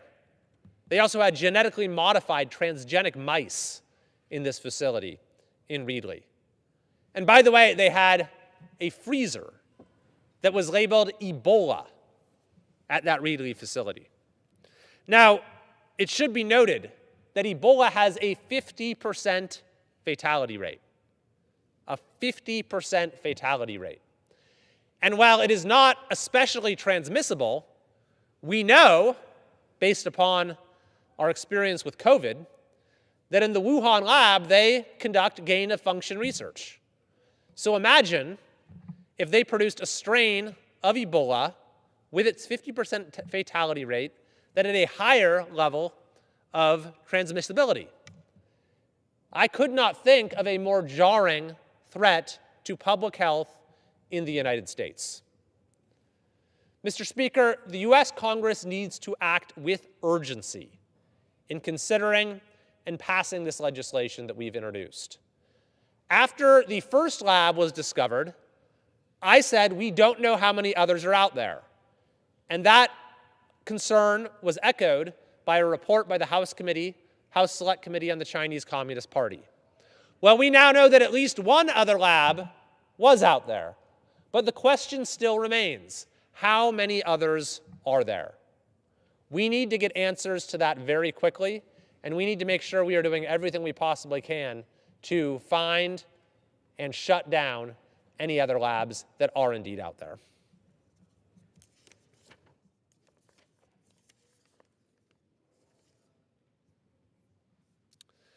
Mr. Speaker, I rise today to congratulate and recognize Pride Industries on reaching their 60-year anniversary milestone. In 1966, Pride Industries was founded in the basement of a church in Auburn, California, by a group of parents of young adults with developmental disabilities. These parents shared a simple yet powerful goal: to ensure their grown children had purpose and the opportunity to participate in the workforce. Now, 60 years later, still based in Placer County, they are the leading employer in the nation of people with disabilities. And Pride has operations that span across 15 different states, as well as here in Washington, D.C. Throughout the past 6 decades, Pride Industries has remained committed to making direct investments in breaking down barriers to employment, strengthening our local workforce, driving economic growth, and delivering a lasting and meaningful social impact. It is an honor to represent exemplary organizations like Pride Industries in Congress. As such, I commend Pride Industries for their ongoing dedication to helping people with disabilities realize their full potential and maximize their participation in the workforce. Therefore, on behalf of the United States House of Representatives, I join Pride Industries in celebrating 60 years of service, and I look forward to seeing all that they will continue to accomplish in the years to come. Mr. Speaker, I yield back.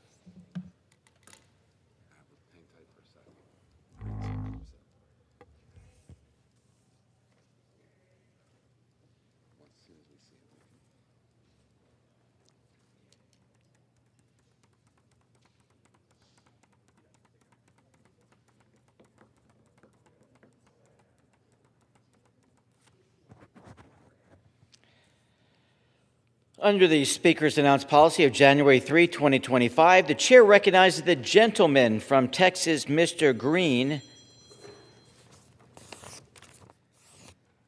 for 30 minutes. Thank you, Mr. Speaker, and still I rise. And I rise, Mr. Speaker, a liberated, unbought, unbossed, fearless, unafraid Democrat.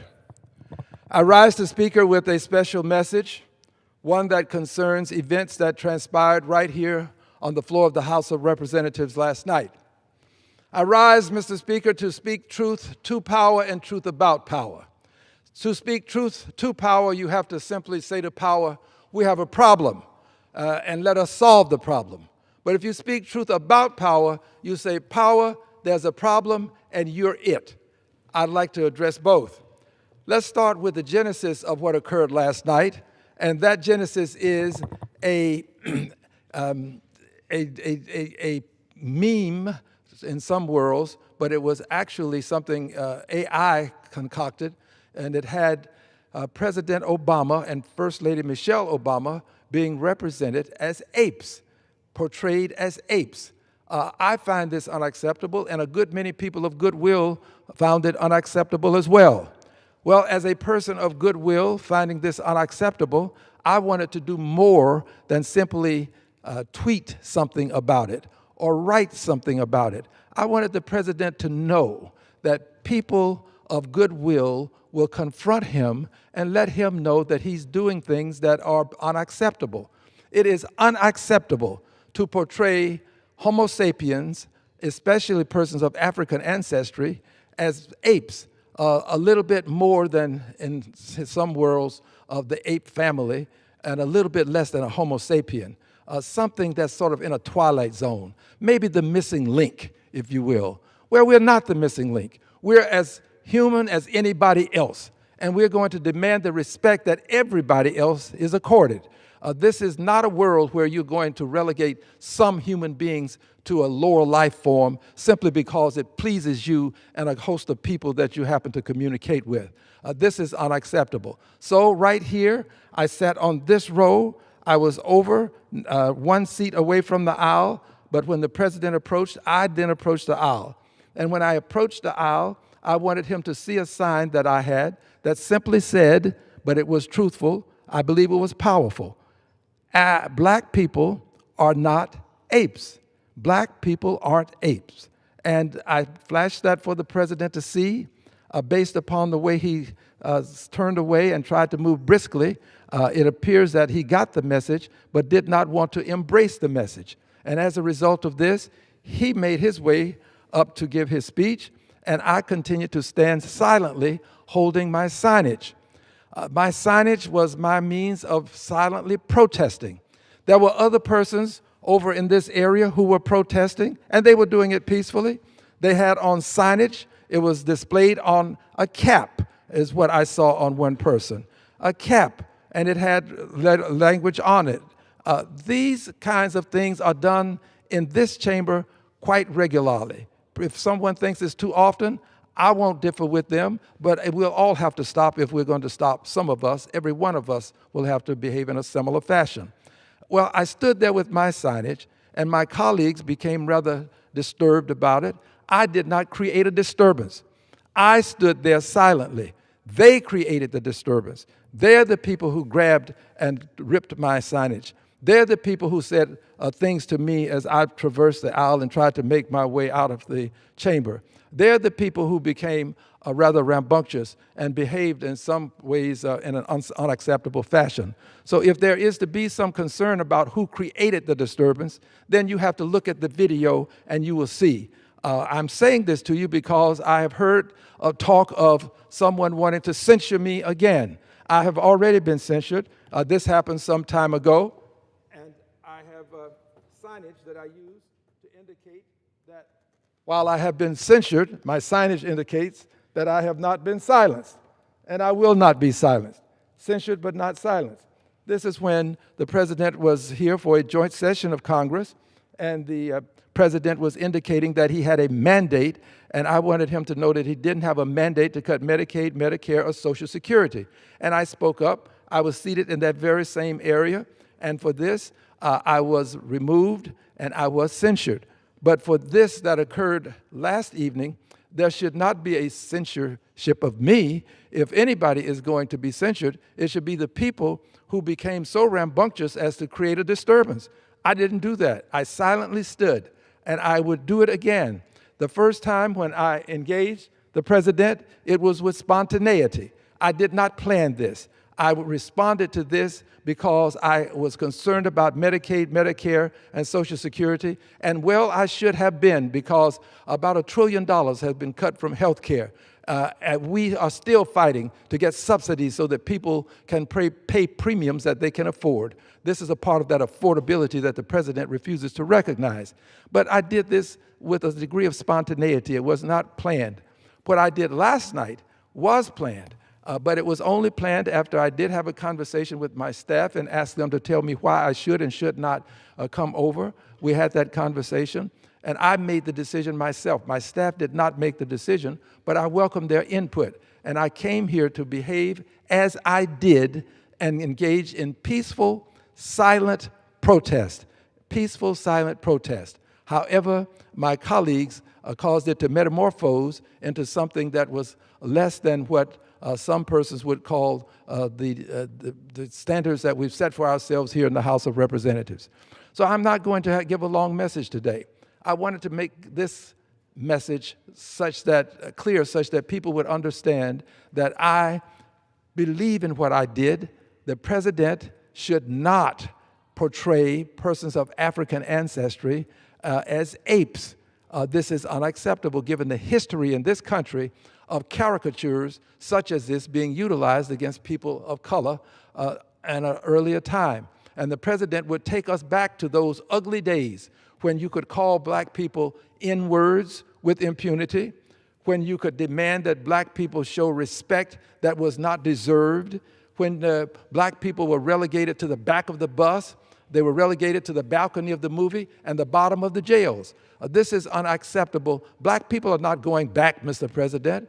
Black people are going to move forward with the rest of this country. And I'm giving notice today that we will not tolerate this level of injustice emanating from the highest office in this country, from the presidency. We will not tolerate it, Mr. President. I speak for a good many people of goodwill, of all hues, who have decided they will not tolerate it. Now, one final word on something else before I bring you to my closing. It seems to me that the news media, a good many, not all of the outlets, not all of them, but a good many of these major outlets have decided that they will determine when a problem that African Americans are having to suffer, they will determine when it is worthy of being televised, worthy of when it should be challenged, the problem itself should be taken on. And they will decide who is going to solve our problems. If we allow other people who, for whatever reasons, have a timeline that does not coincide with our suffering, then we do ourselves a disservice. We cannot allow some of these major news sources to decide when they will give us the opportunity to protest our problems.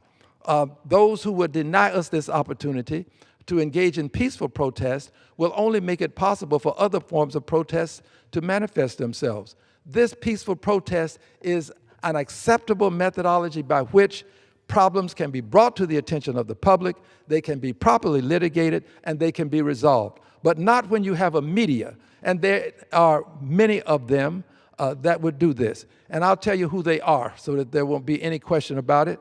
I know that they don't favor me because I talk not only to them but about them. They're the same people, the same networks who are over in the Russell office building, over in the Russell office building, named in honor of a bigot and a racist. Richard Russell was a co-author of the Southern Manifesto. Richard Russell fought anti-lynching legislation. Richard Russell fought civil rights legislation. We should not honor a bigot and a racist by placing his name on a building paid for with taxpayer dollars. So who are they? They're the people who have themselves stationed above the statue of Richard Russell in the Russell Senate office building. They are CNN, they're MSNBC. Yes, they're two of the major components of this group of folk who don't respect us enough to move themselves from the Richard Russell office building. And don't leave Fox News out. These are the people who talk as though they are our friends, who give the impression that they want to see our problem solved, yet they're part of the problem over in the Russell Senate office building. CNN, MSNBC, no longer that, MS Now, and also Fox News. They are a part of the problem. And I speak truth not only to power. I told you I would speak truth about power. This is about them. And this is about what they're doing to prolong the suffering that we have to endure by having Richard Russell's name on the building and having them right there over Richard Russell in the rotunda dedicated to Richard Russell. How shameless are you? Why is it that you, who portray yourselves as the bearers of the torch of freedom, as the carriers of the words of liberty and justice for all, how can you station yourselves in that building all of these years and not make a to-do of it? You know you have the power to make the change come about. The Senate itself can do it, and you can influence the Senate. But rather than do that, you and the Senate, you're participants in the same cover-up of Richard Russell being the racist that he is and having taxpayers pay for his name on a building. So those are the people that I'm talking about, and there are others. But I just mentioned these three main characters in a sense because they are the ones that hold themselves out to be such great liberty-seeking people and wanting justice for everybody. Shame on you! You don't want justice for everybody. You just want to make the news for yourselves. I marvel at how news people have decided now that if the story is to be told, they have to make the news too. Just report the news. Tell the truth about what's happening over in the Russell Senate office building. But these are the people who want to decide when the problems of people of color can be solved and who will have the opportunity to solve them. And until they decide who it is that will have the opportunity to do this, it won't be done. Shame on you. Shame on you. Become the news people that you're supposed to be. Don't pick and choose. Just carry the news. And unfortunately, they have become so interwoven with the various parties that they literally are mouthpieces for one party or another. You're the news source. You're not mouthpieces for any political party, or you shouldn't be, but that's what you become. Shame on you. Do you have no respect for the profession that you're supposed to represent? Now, as I come to my final close, sometimes I close more than once, and I'm being handed a note, so let me just see what my note says, so please forgive me. All right, I shall honor this request.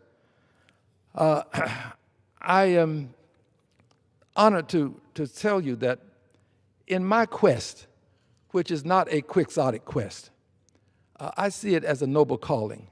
In my quest to bring some scintilla of justice to this cause associated with the president, representing a former president and first lady as persons who are less than Homo sapiens, maybe a little bit above the primates, but still not the human beings that other people happen to be. In my quest to do this, it has become very clear to me, very clear, that people of goodwill do not want to see us continue down the path that we are currently traversing.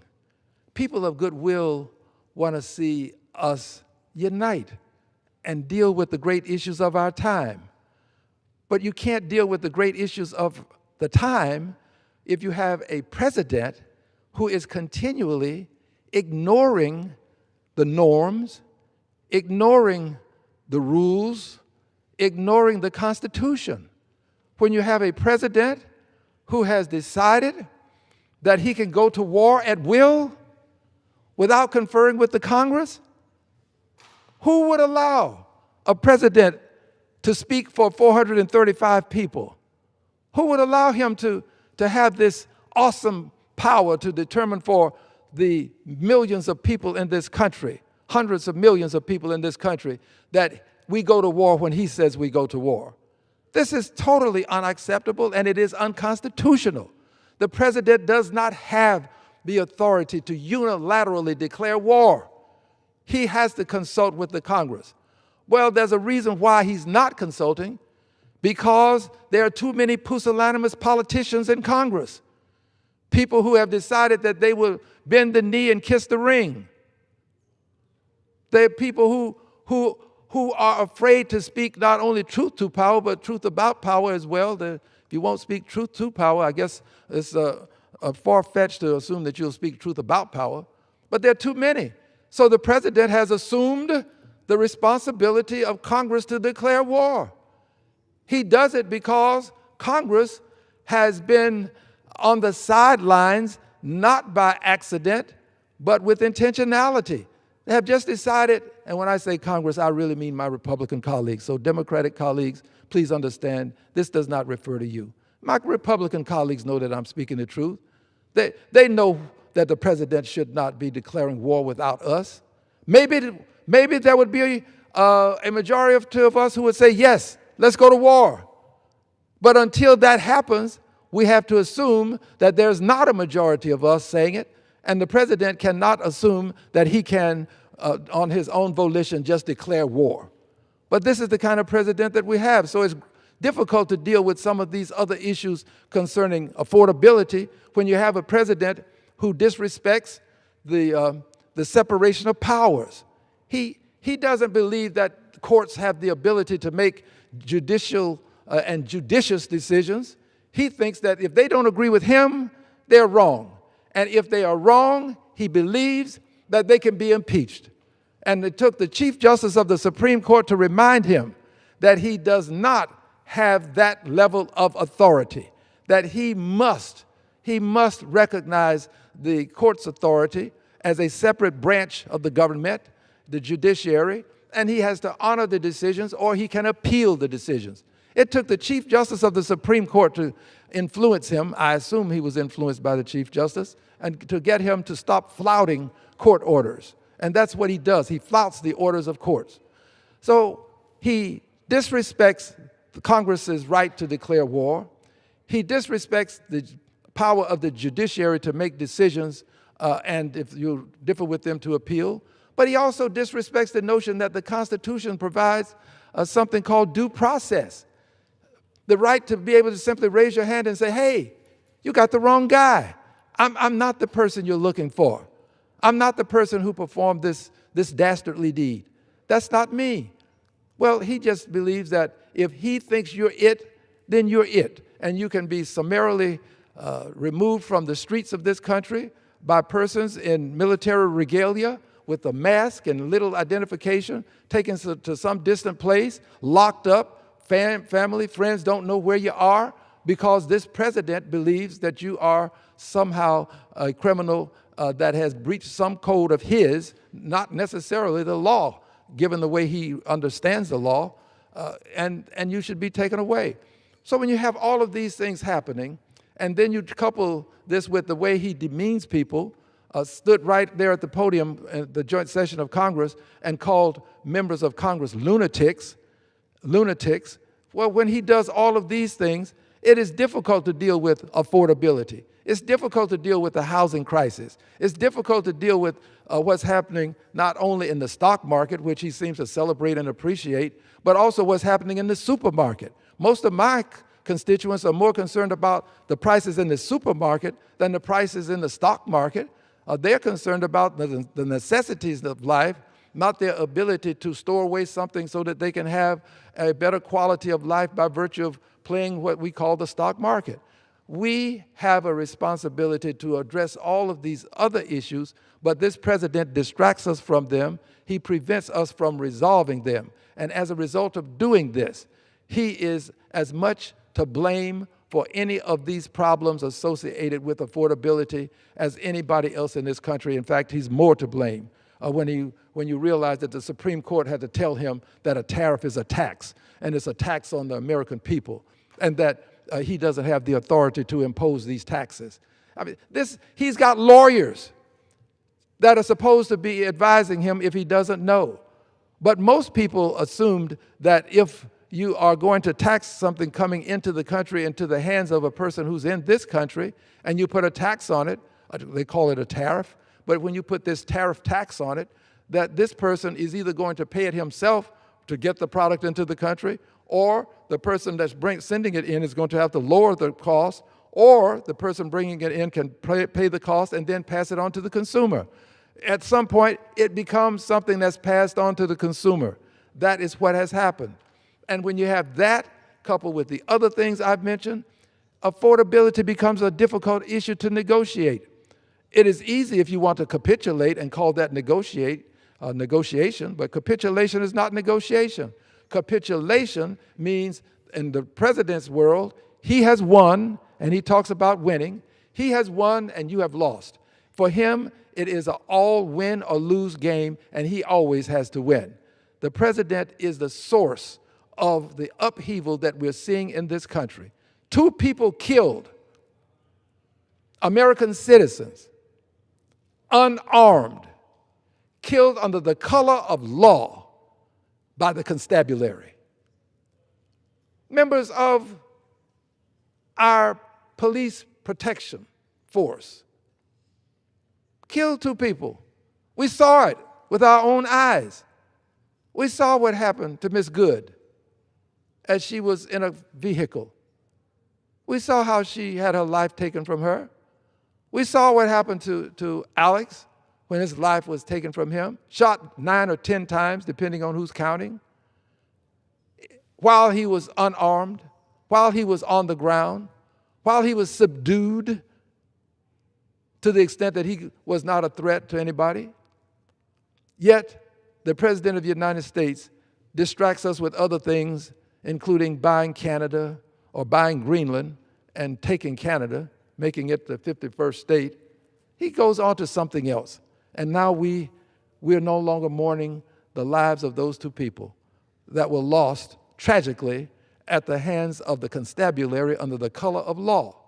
These kinds of things are distractions that allow him to get away with other things that allow his family and himself to make huge sums of money, profits. It allows them, while we are being distracted, to drive the market down, and he will then signal to people over his truth. Well, I don't even like to call it truth. Over his means of transmitting messages. He uses that to tell people it's time to buy. And his people buy, the market goes up, and they make billions. This is what is happening. I know. I'm on financial services, and we've had the empirical evidence presented to us. All of these things, other things are happening while the president is making billions by and through his family. Billions of dollars. And we fight among ourselves such that we cannot coordinate and unify and acquire the unity necessary to deal with this reckless, ruthless president. We have to find a way to put a stop on his behavior. His behavior is totally unacceptable, and I am here to tell you that what I did last night, I would do again. I would do again by coming in and taking my seat and saying to people what I said, because what I said was necessary It was not performative. It was not to get attention other than to call attention to what the president is doing. Not to get attention, but call attention to what the president is doing. And I still say that all of these other things that we find ourselves saddled with, they can be solved. But you have to have a president who's willing to behave with some degree of presidential dignity, according respect to the people of this country, which he seems to have great difficulty doing. He seems to, for whatever reason, want to believe that his moral standards are the standards that everyone concurs with. He has as much as said that the only thing that can get in his way would be his own moral standards. How bold, how can a person have the gall to say such a thing? Do you not want to hesitate and have the good sense to say to yourself, maybe this is not an appropriate thing to say? But I think he believes this. And because he believes it, he imposes it on us, whether we like it or not. Well, Democrats don't like it, and Democrats want to do something about it, but Republicans are in the majority. So if there's a problem with these great issues of our time, don't lay them at the feet of Democrats. Democrats are doing as best as they can with what they have to work with, the resources that are available to them. And these resources are not unlimited. We just don't have the same opportunity to bring legislation to the floor that Republicans have. We don't have the opportunity to deny things to get to the floor that Republicans can deny. We are in a weakened position because they have 218 votes or more in the House, and they have more than 51 votes in the Senate. So they're in the majority. But when you're in the majority, don't blame President Biden for what you're doing. President Biden is no longer a president of the United States. He should not be blamed for what is happening currently within the United States. This is Donald Trump's watch, and we ought to blame Donald Trump and the Republicans who side with him and prevent us from solving the great issues of our time because they have the power. We have but one power that we can use without the consent of the other side. That one power is impeachment. One power. The power to impeach. And we are in a countdown. We're in a countdown because whether the president likes it or not, whether I like it or not, the people of the country want to see him impeached. And whether he likes it or not, or whether I like it or not, or anybody else, he is going to be impeached before he leaves office again. And he should be, for what he has done to the country in terms of its devolution into authoritarianism. He should be impeached. And Mr. President, you will be impeached for your dastardly deeds done and for the way you have demeaned the presidency, the way you have harmed society with your behavior. You should be impeached. And I say to you, I would, without question, reservation, or hesitation, given the opportunity, bring the articles of impeachment to have him at least impeached. I would hope that the Senate would act and remove him from office. But even if the Senate chooses not to act, we should proceed with our countdown to impeachment and impeach him, because it's that impeachment that will make the difference in the lives of the people of this country when the signal is sent that we do not agree with his behavior. People are waiting for us to let them know that we don't agree, and this is the best way to signal to them we don't agree, with articles of impeachment, where we can make our case, explain it to the public, and then take a vote on it and show the public that a majority of the people in the House of Representatives differ. Well, someone would say, well then, why bring impeachment until you have a majority? Because we quite often build up to a majority by presenting legislation on the floor that doesn't get a majority of votes the first time. The best example of this is health care. It took us almost a century to get the kind of health care that we have so that people who have affordability problems will have health care in this country. It took us almost a century to do it. But we kept bringing it back and back until we were able to get a president, a House, and a Senate that could agree on something and get it done. That's the way it is with impeachment. Somebody has to lay the foundation for it. And when you lay the foundation for it, you are putting the country in a position to move forward with it. I am assuring you that, Mr. President, should you continue with what you're doing, articles will be filed whether they are agreed upon by a majority or not. We will file the articles of impeachment, and we will have votes on them. This is what I believe the Constitution not only allows, but requires. This is what I think that the Constitution requires. So I want you to take these last words to heart. I still rise, unbought, unbossed, a liberated Democrat, speaking truth to... Members are reminded to refrain from engaging in personalities towards the president.